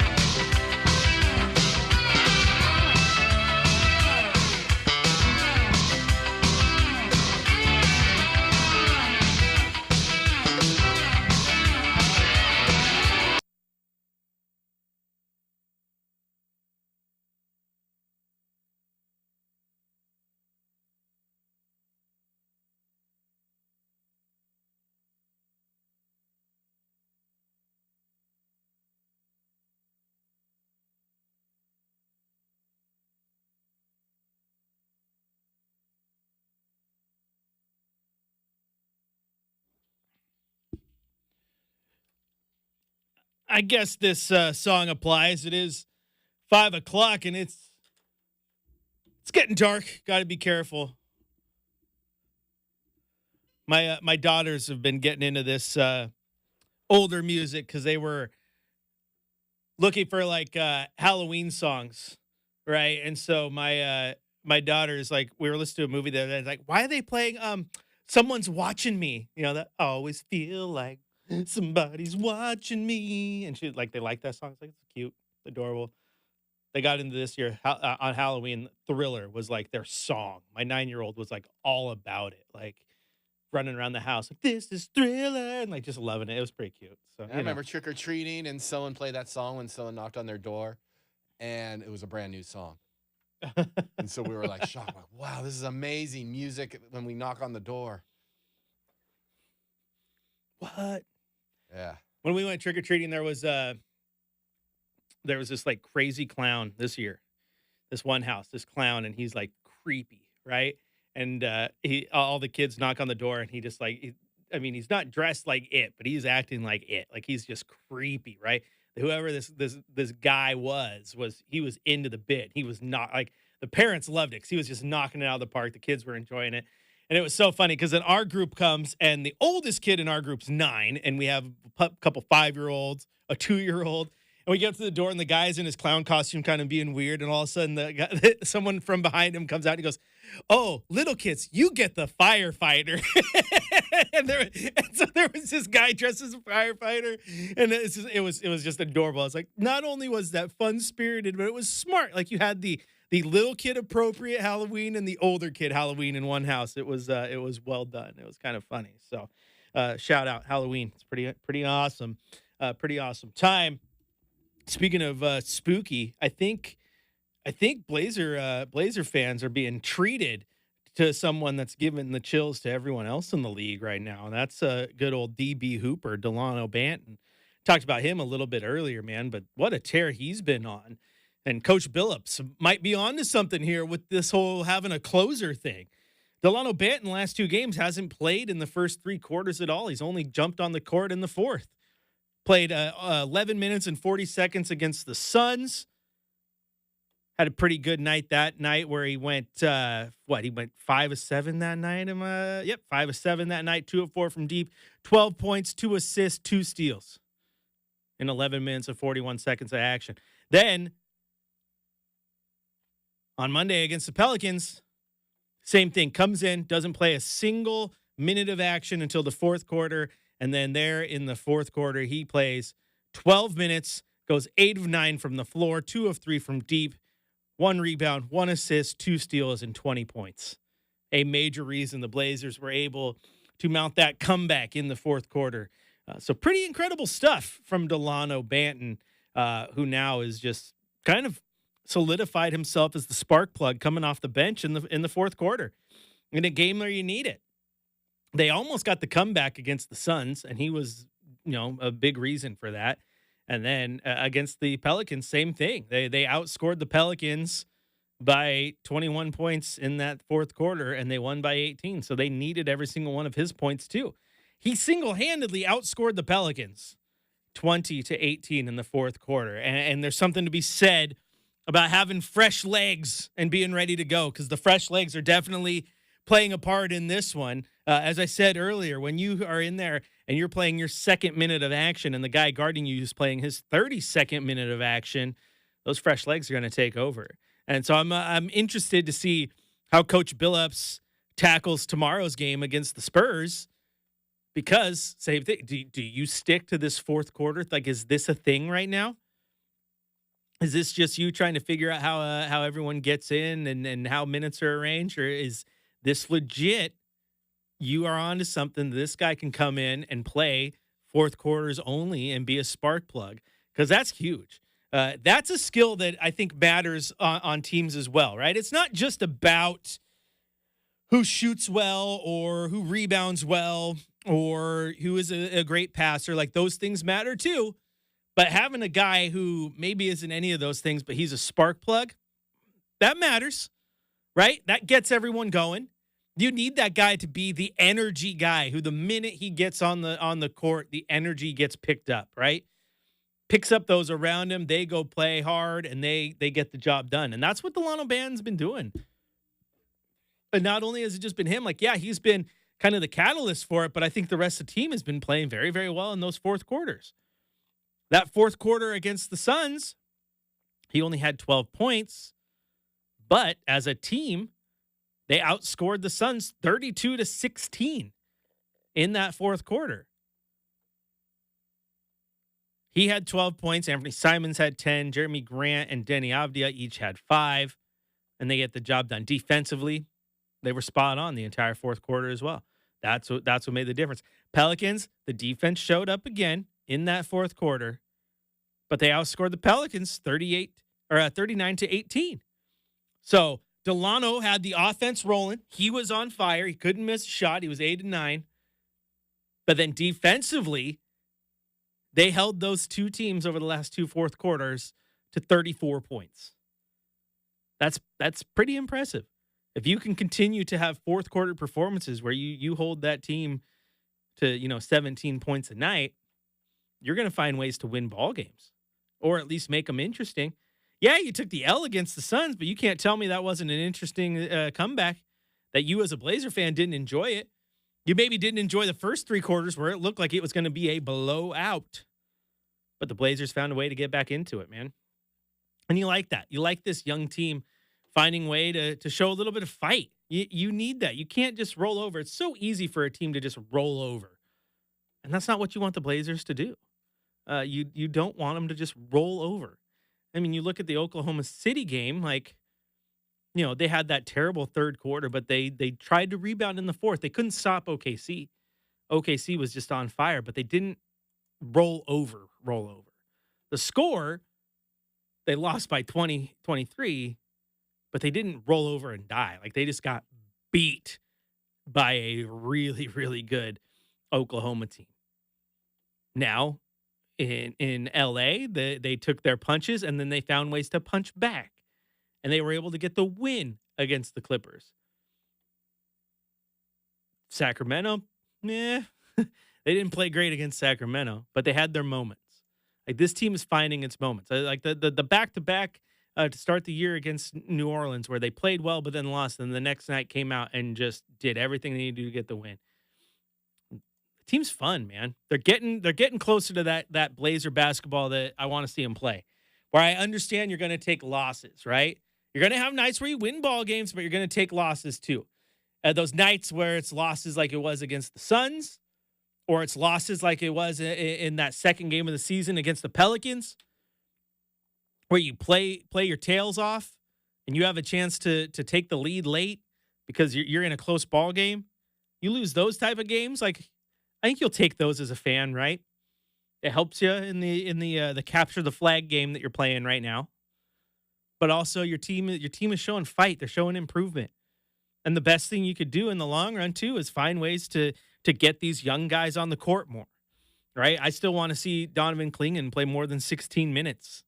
I want to see what he does when he gets 30 a night. Like, right now, his per 36s are phenomenal. I think I saw earlier he's one of the best in the league at block shots when it comes in his per 36 minutes. He per 36, he gets more block shots than Wembanyama. Like, that's special, but he's only playing 16 minutes a night. Like, this was David McKay tweeted, Portland Trailblazers center Donovan Clingan currently leads the entire NBA in blocks per 36 minutes. Top 5 are Clingan, 4.8, Wembanyama, 4.4, Holmgren, 4.1, Sarr, 4.1, Kessler, 3.9. Yeah, and those are all guys that are known for blocking shots. And there's DC doing his thing. So I want to see ways to get him on the court more. I want to see ways to get Shea on now that he has been upgraded to questionable for tomorrow's game in San Antonio. So good chance that he might play.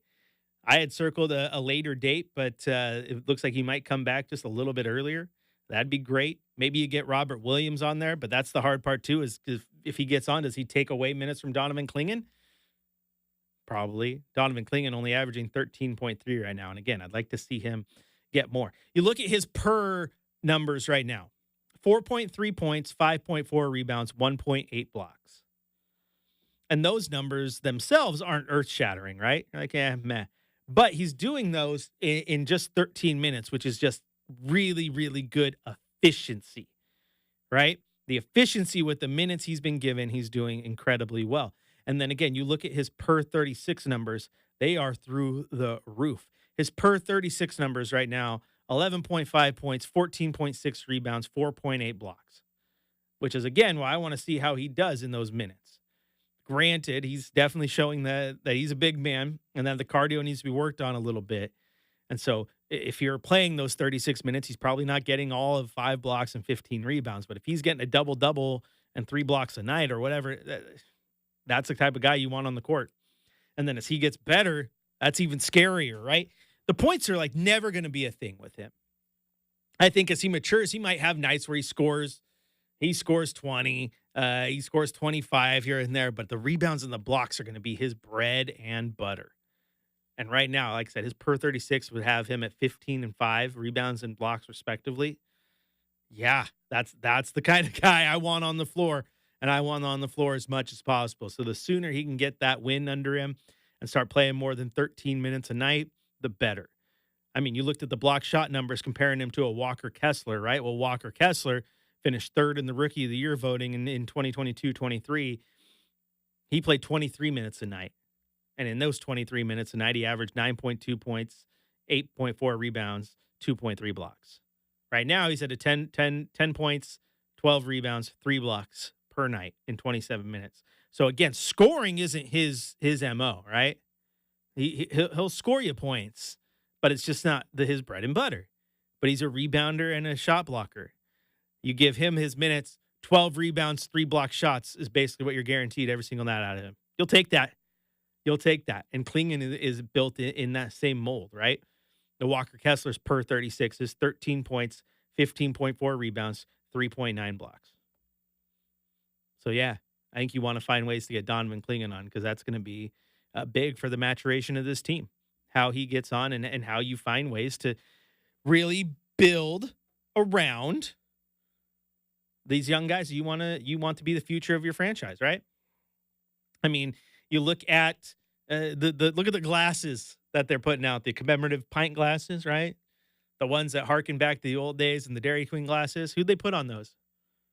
They didn't put Ant, Grant, and Ayton. They put Scoot, Shea, and DC. These are the young guys. They want to be the face of the franchise moving forward. So, again, I want to see them get Donovan Klingen on the floor. A little bit more than 13 minutes a night would be pretty nice, right? I think there's a lot of people who agree with that as well. And I don't care if you put him in situations where he's not going to excel. You got to learn a little bit, man. You got to take those lumps, grow from them. All right. When we come back, we're going to dive into the college football playoff. Those came out yesterday. Some of you might have missed it. It was a pretty big day nationally in the non-sports world. Still don't understand why college football decided, you know what? A good day to release our very first college football playoff rankings would be election night when nobody cares about sports. Like, okay, guys. But we'll talk about it anyway. Where do your Ducks sit? How does it shape out? What would the college football playoff look like if it were played tomorrow? We'll talk about it coming up on the Rip City Drive.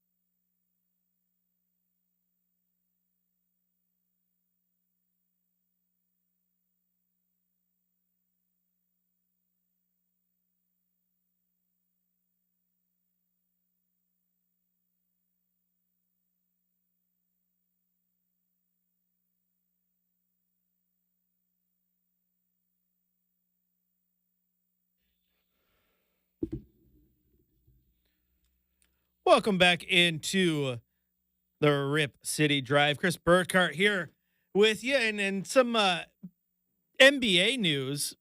Uh, Joel Embiid, according to Shams Charania, he will be ramping up to make his season debut on Tuesday, I believe it is, against the Clippers. Now, or is that right? I read this wrong. Regardless, he's going to make his debut here next week. But what I wanted to get to is how dumb this is, because he's going to make his NBA or his season debut in the NBA Cup opener against the Knicks on the 12th. And that's when he's going to, but that's after he serves his 3-game suspension. Now, he's been coming back from injury, hasn't played this year, obviously. Otherwise, it wouldn't be his season debut. But, like, that's dumb to me. Like, if the team announces, yep, he's healthy, he's going to make his debut against the Knicks, that should be when the suspension starts. The suspension shouldn't be part of these games where he's not even listed on the available list. Now, of course, teams can, try to circumvent. Oh, we were going to list him as available, but no, that's not a suspension. No, he should ramp up, and the minute the team says he's available to play, that is when the suspension starts. That's cheap. I don't like that. But we'll see how this team does. When you get a healthy Embiid and you get Paul George in there together, Philly's a good team. It's a very good basketball team. Now, right now, the standings don't say they are. You look at the NBA standings, and it is something else. The Eastern Conference is absolutely wild and upside down. I mean, the worst 2 teams in the Eastern Conference right now are the Philadelphia 76ers at 1-5 and the Milwaukee Bucks at 1-6. Milwaukee started the season 1-0 and has lost 6 in a row. They've dealt with injuries with Giannis. Dame is still kind of playing like Dame, but man, Hyken pointed it out on a Rip City Drive a few weeks ago that he's not worried about the Bucks because their top end is good, but their top end's not healthy. Chris Middleton never plays. Giannis is out right now, and then their depth is just not great. So perhaps the grass isn't always greener, Mr. Lillard. The time to leave and all that, I get it. It made sense, but man, we all thought Milwaukee was just it. Oh my gosh, Giannis and Dame, they're going to be unstoppable. But they look very pedestrian, at least right now. Now, Philadelphia should get better than that 1-5 with a healthy Embiid and Paul George together. A couple teams that are currently in the list of play-in teams in the East, got teams like Atlanta and Detroit. I think they'll fall out eventually. Look at the Cleveland Cavaliers, though. 8-0 to start the season. Great run from them. Donovan Mitchell had a beautiful last-second shot to down the Bucks just the other night. So shout out to the Cleveland Cavaliers and Jared Allen, whose hair is just immaculate. All right, the Boston Celtics playing the Golden State Warriors right now. In fact, trailing the Warriors 33-29. Both teams with just one loss on their record. I mean, the Blazers saw the Warriors firsthand in the season opener. The Warriors are still good. They're still good. And now you got Clay out of there. Maybe you mess with your lineup a little bit. Can you get Kuminga to make that turn you want to make? Steph is still Steph. Oklahoma City, undefeated. They are phenomenal. Portland also got to see them firsthand. I mean, you look at the 3 top teams in the West, or the 3 top teams in the West are a combined, right now, a combined 19-2. And the Blazers have already played all 3 of them. Blazers have played 8 games and have already played all 3 of them. That's a brutal open to the season. Oh, and the 4th best team in the West, the Rockets, which here shortly the Blazers get to play a back-to-back in Houston against. So, yeah, this is a loaded schedule for the Blazers. Oh, the 7th best team in the West, the Minnesota Timberwolves. Yeah, 3 of Portland's next 5 games are against that team. So Portland has to run the gauntlet. We'll see how good they are when it's all said and done. But, yeah, Joel Embiid getting ready to make his season debut here shortly after serving the 3-game suspension. That's dumb. Stupid. Anyway, to college football. First off, as I get a text message from my buddy Jamie, who was in the YouTube chat earlier, the uni combos this week for your Ducks are elite. They released those yellow lids, green top, yellow pants, old school look with the new school uni. Money. Well done, Oregon. They don't miss. Speaking of the Ducks, though, college football playoff rankings did come out yesterday. I know there was a lot going on. There was a lot going on yesterday, mainly an election to decide who the next president of the United States was. And that was Donald Trump won, beat Kamala Harris in a weird race. Quite honestly, the night just felt so weird. I was really looking forward to. Chad went on here and he said he loves election night. And I love election night too because the numbers nerd in me just gets to have fun. But there was no fun numbers to break down last night. It was just like, she's behind by this much and there's this many votes left. She can't statistically come back. I'm like, that's no fun. I like when the races are close and I get to numbers crunch. Yeah, I wish there was more live sports, and then you just put it in the ticker in the lower corner, so you're being entertained and getting your information at the same time. That needs to be it. Or just know that we all have Well- multiple screens now. We can get the political stuff on our phone, and then we need to fill up our big TVs with sports. Welcome back into Blazers vs. Bulls, where NBC Sports is calling Georgia for Trump, and Steph Curry passes. I guess he wouldn't be there if his Blazers vs. Bulls, but you get what I'm saying. Yeah, just have the vote by mail NBA teams in states that have vote by mail play on election day. I always like the old skit from Gabriel Iglesias, how you should decide president like American Idol. Like you should just they should have a live debate on TV, and then all of a sudden it pops up to vote for candidate A, text 555-5555, like to vote for candidate B and see who gets the most texts. I don't know. It was just. And I'm not even getting political with you guys here because I'm not even talking about the candidates and who won and who didn't and if your candidate won, blah, blah. Just the whole night itself. It was a boring election. It was so weird. Like the last 2-3 elections, there's been so much intrigue with like watching the numbers and crunching things. This one was just boring. The networks didn't want to call it because it was a ratings thing. If they call it, everyone goes to bed. It's true. You know what? That's so true. It was a landslide. They could have true. called it hours earlier. Like you're watching the news and they'll sit there and they're basically like, Kamala statistically can't come back, but it's we're just still a little too early to actually call it. I was wondering why you're spot on. Ratings, stupid TV ratings, stupid Flora Pope, as Homer Simpson would say. But college football decided that it was a great night to drop the first college football playoff rankings of the year. Just like way to just bury your own content. Like that's just stupidity. Like the NBA sits here and you want to talk ratings for a second, Shacker. The NBA has got behind this whole vote thing, right? And the NBA said they don't play games on Tuesday so everyone can focus and everyone can go vote. No, they don't play games on Tuesday because they know that no game is going to pull a rating when everyone's watching the election coverage. That's just smart, right? At least I think so. But again, last night's was just boring. And then the college football playoff buried its own content. What are they doing? But we got it, and now we're going to talk about it because that's what matters to me right now is college football because the Ducks, boy howdy, they came out. They look pretty good in the first college football playoff ranking. They came in ranked number 1. Ohio State, Georgia, Miami round out the top 4. Texas, Penn State, and Tennessee come in at 5, 6, 7. Indiana, BYU, 8, 9, 10, 11, 12. Notre Dame, Alabama, and Boise State. So that is your initial college football playoff rankings. Now, you look outside the top 12, because remember, this is now a 12-team playoff, so those rankings will eventually matter. So the first team out in this scenario is SMU at 8-1.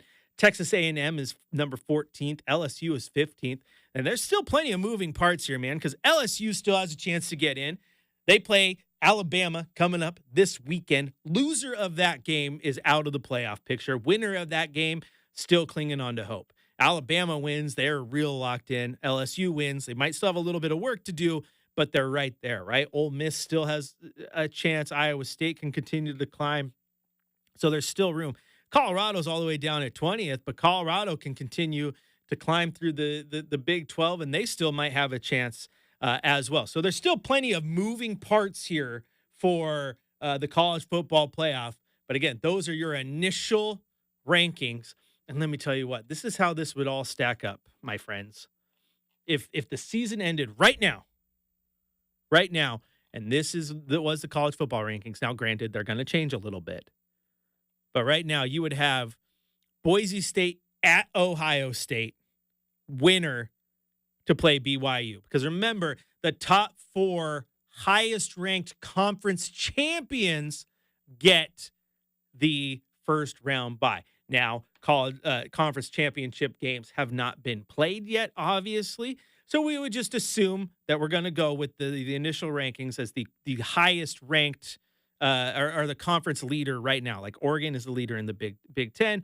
Georgia leads the SEC. Miami leads the ACC. BYU leads the Big 12. So those would be your 4, air quotes, conference champions. So again, if the season ended right now and you pin those guys as champs, you would have Boise State at Ohio State, winner to play BYU. That sounds phenomenal. Alabama at Texas. And remember, this first round games are at the host team stadium. They're not neutral site games. So this is Boise State and Ashton Genty and his unreal rushing numbers at the shoe. Yeah, that sounds great. Winner to take on BYU, and those would be your normal New Year's games, right? So you would be the Fiesta Bowl, Rose Bowl, Peach Bowl, Sugar Bowl would be those quarterfinal games.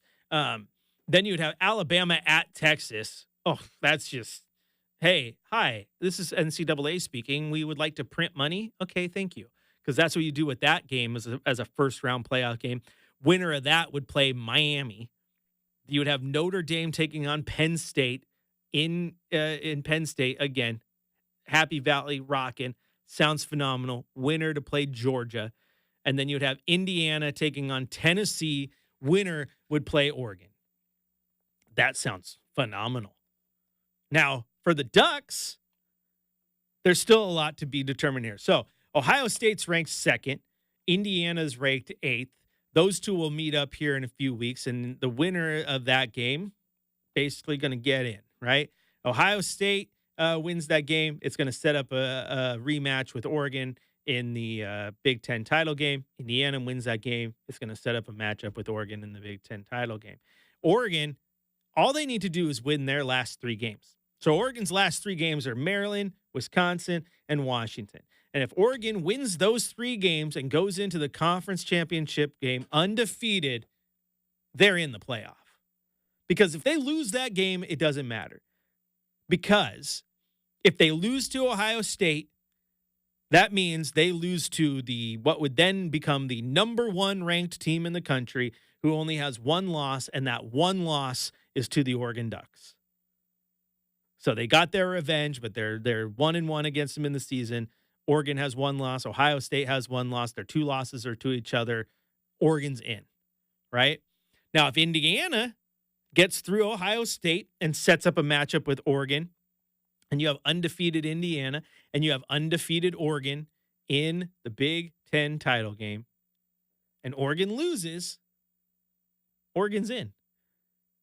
Oh, yeah, Oregon made it to the championship game. Undefeated Raiders, 1 loss, and their 1 loss is to an undefeated Big Ten champion. Oregon's in. Now, if Oregon drops one of their games, and now they go to that Big Ten title game, and they lose to Ohio State, and you have Indiana at 1 loss, their 1 loss is to Ohio State, and then Oregon gets in and loses to Ohio, and now they have 2 losses, things get a little more precarious. Just a little bit more. Still probably, but a little bit more. Now, I like the idea of a first-round bye. That's beautiful. But also, the idea of being able to host a first-round playoff game. Like, let's switch Ohio State for a second. Ohio State's a Big Ten champion in this scenario, and now Oregon gets their game. So you get a rematch of Boise State at Autzen Stadium, but a playoff game? Or what if it was Alabama at Oregon, first round of the playoffs? Notre Dame at Oregon, first round of the playoffs? So yeah, first round playoff. The bye sounds phenomenal. It's obviously what you want, but also at some point, I kind of want my favorite team, and I'm a Duck guy. You all know that. Kind of want my favorite team to not get that first round bye, just to get the spectacle of hosting a playoff game. Like, you cannot tell me that, again, as it stands right now, that Alabama at Texas in playoff, that Austin would not be rocking. Notre Dame at Penn State in a playoff game, loser season is over. Oh boy. Penn State would be unmatched. Indiana at Tennessee, season on the line, and you're up. Hook it to my veins material, as I said earlier. College football is a hell of a drug. That is for sure. That's for sure. If you want to join the conversation, you know what to do. 503-248-0620 is that telephone number. Chris J. Burkhardt on Twitter or X is the handle. And, of course, youtube.com. Type in Rip City Radio, and you can get there, too. And, so, seriously, though, I talk about him burying the college football playoff in election coverage. It's just terrible because, my gosh, as a football fan, just makes your hair stand up. That's what they really should have done for ratings. It's like they should have just broke down the college football playoff on the voting shows there. We're waiting for polls to close. Let's go to our college football coverage and also the college football playoff release show. Stupid. I don't need to hear wasted time about who these guys think are the top teams in the country and just get to the bracket, man. Release the bracket, then do your talking. Wasting time, killing it. Come on. I will say, though, keep in mind that the bracket, the top 4 teams, as Chad keeps saying, the teams that get the first round bye aren't necessarily the 4 best teams in the country. It's the top rated conference champions, the 4 highest ranked conference champions. And again, if the season ended right now and you handed it to those 4 teams, it'd be Oregon, Georgia, Miami, and BYU. And no, BYU is not one of the 4 best teams in the country. Quite frankly, I don't know if 9-0 Miami is either. And I say that as a guy who likes Miami because that was one of the schools I wanted to go to. Oregon is a top team. Ohio State's a top team. Georgia is definitely a top team. And then I think there's obviously an argument for Texas to be one of the top 4 teams. But again, that's the ranking system. The top 4 teams that get the bye aren't necessarily the 4 best teams. It's the 4 highest ranked conference champions. Hold that thought for a second, Shacker. Let the music play. Let's go to the phones for a quick second. Get out to Mitch in Jersey. He wants to talk college football too. What you got, Mitch? Hey, doing, Chris. I'm surprised Texas is going to be really good. Oh, very. And you got to go Mississippi. They got good defense, and I like the quarterback. Jackson underrated. Yeah. And one more thing. It's about time USC to switch quarterbacks. Of course, in the season. Hey, it's a smart. Be able to run now. It's a smart move, but man, here's the thing. I know you're a USC guy. Like, I hate saying it, but it might be time they switch coaches too, because Lincoln Riley is just flopped, man. I say this as a Duck homer. You know that about me. And I say this to Dan Morang, who covers the Blazers too, who is a USC guy. That's where he went. And I asked him, I'm like, I don't like living in a world as a college football fan where USC is this bad. And Lincoln Riley is not doing well. Well, it's a lot of money. It is a lot of money, man. Earn it. Yeah. Let him earn it for the next 7 years. Let him be miserable. If we're going to be miserable, let him be miserable. Thanks again. Yeah, man. Of course, Mitch. Thanks for calling in. And hey, yeah, don't waste time. Just switch quarterbacks, figure it out. But I don't like it. I mean, I like it. I like being watching my Ducks be 9-0 while USC is just flopping, right? But the purist in me, the college football purist, I don't like USC being terrible. Maybe it's just because growing up, like I remember, like my formative years of college football, when I'm going to the University of Oregon and I get to watch, Matt Leinart and Reggie Bush come into Autzen, and yeah, they beat Oregon, but you're like, I'm watching like one of the greatest college football players of all time, and Reggie Bush. Matt Leinart was a stud. Lendell White, like just churning dudes out to the NFL. There was something cool. There was an aura about USC. Now you look at the Miami's trying to get that aura back. Texas has their aura back.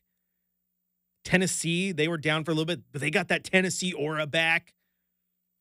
USC needs the aura back, so I'm here with you, Mitch. Excuse me. All right, we're going to take a break here. And when we come back, we're going to hand out our high fives. We're going to do it. We're going to have some fun. It's all going to happen right here on your home of the Blazers, Rip City Radio 620.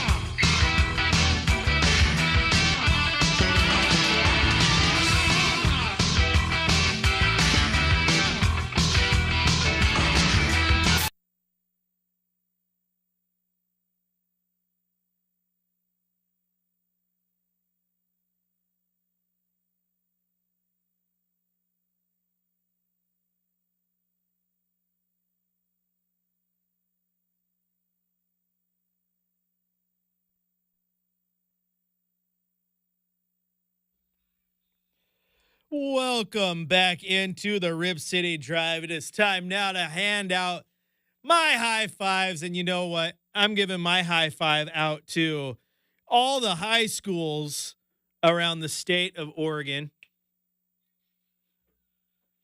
That's right. How many schools are there? I gave there are 299 member schools. No. You are something else. And stop. Okay. Giving them out to the high schools around Oregon because it's championship week, man. We are here. You guys have ran the gauntlet of fall sports, and Friday is the beginning. We have volleyball championships in Coos Bay, Ridgeview High School in Redmond, and Forest Grove High School.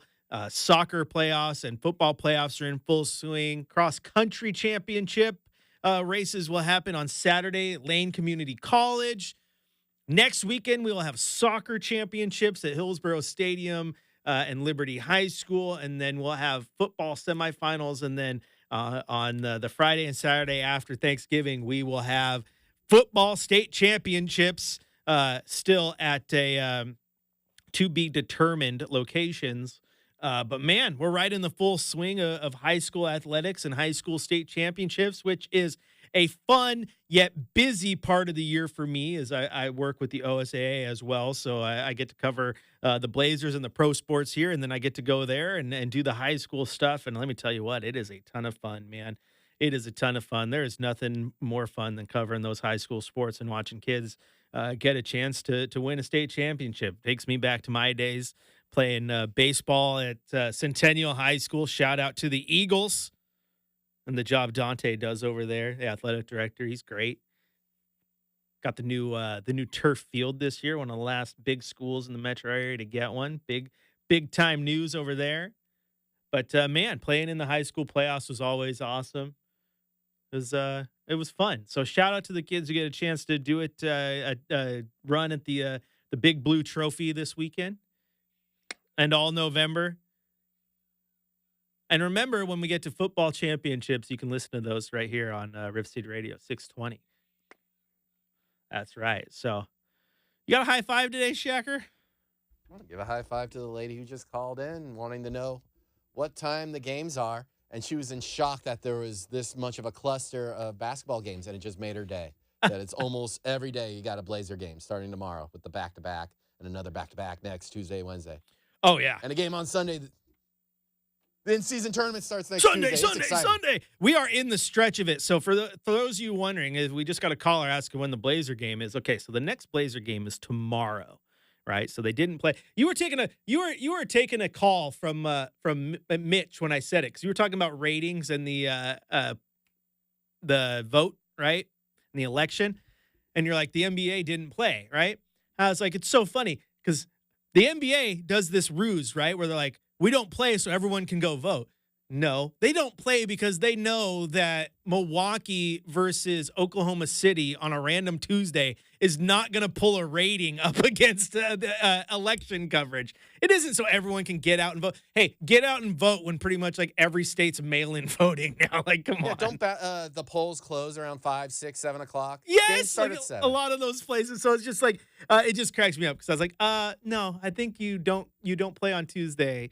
And you lie and say it's to vote, but really it's because you know you ain't pulling ratings against ABC, Fox's, and NBC's coverage of the election. Like, well, and come up with a hybrid broadcast. It's possible. Like we could have done here. Have like Tom Habistro give out some election results while the play-by-play. That's the way to do it. Like Habistro's a stat man. You gotta do a basketball game and then live cut-ins. I mean, heck, if you can do a Nickelodeon themed NFL playoff game, which I think they're doing another one soon, but they're going to do it Simpsons themed. That's great news. Yeah, if you can do that, then you can do election coverage, cut-ins. Let's do something crazy. I'm just living in a world where everyone complained about the coverage, so I'm thinking we need counter programming. NBA would have been perfect yesterday, or the NFL.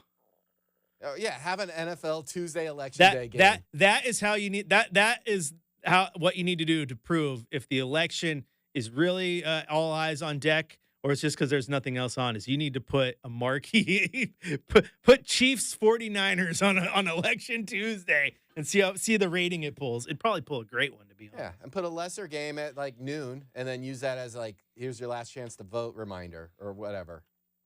Hey. And the coverage was pretty boring earlier in the day. NFL could rack up the ratings. Yeah, absolutely, it could. But enough of the election stuff. It's over. I'm just happy that my phone might stop blowing up now. Oh, I still got text today. I did too. It was like I was like, I thought we were done with this. It was like, now that so and so is elected, sign the petition to make this measure. I'm like, oh my gosh, I thought we were done. I thought we were done. I thought I had 3.5 years of peace on my phone. Yeah, haven't we got enough memos? Don't trust links that are being sent to you, emailed or text. Right? Why are they still doing it this like way? I had another, like I the text today. So I'm begging you to sign the petition. Blah blah. Like, I messaged back. I am begging you to stop texting me. Oh my gosh. Thought we were done. But no, we're having fun. We're having fun now. We're just moving on, man. Got college football playoffs, NFL, still plenty of sports to talk about. Chad's getting some shut eye today because I filled in for him because he's like, Burkhardt, I just need to sleep. I was like, okay. We got hit pretty hard this week, so we had to shuffle the chairs a little bit. But you know what? We're Warriors over here, baby. Warriors, Rainbow Warriors, go Hawaii, Rainbow Warriors, and my boy Timmy Chang. All right, that's gonna do it for the Rip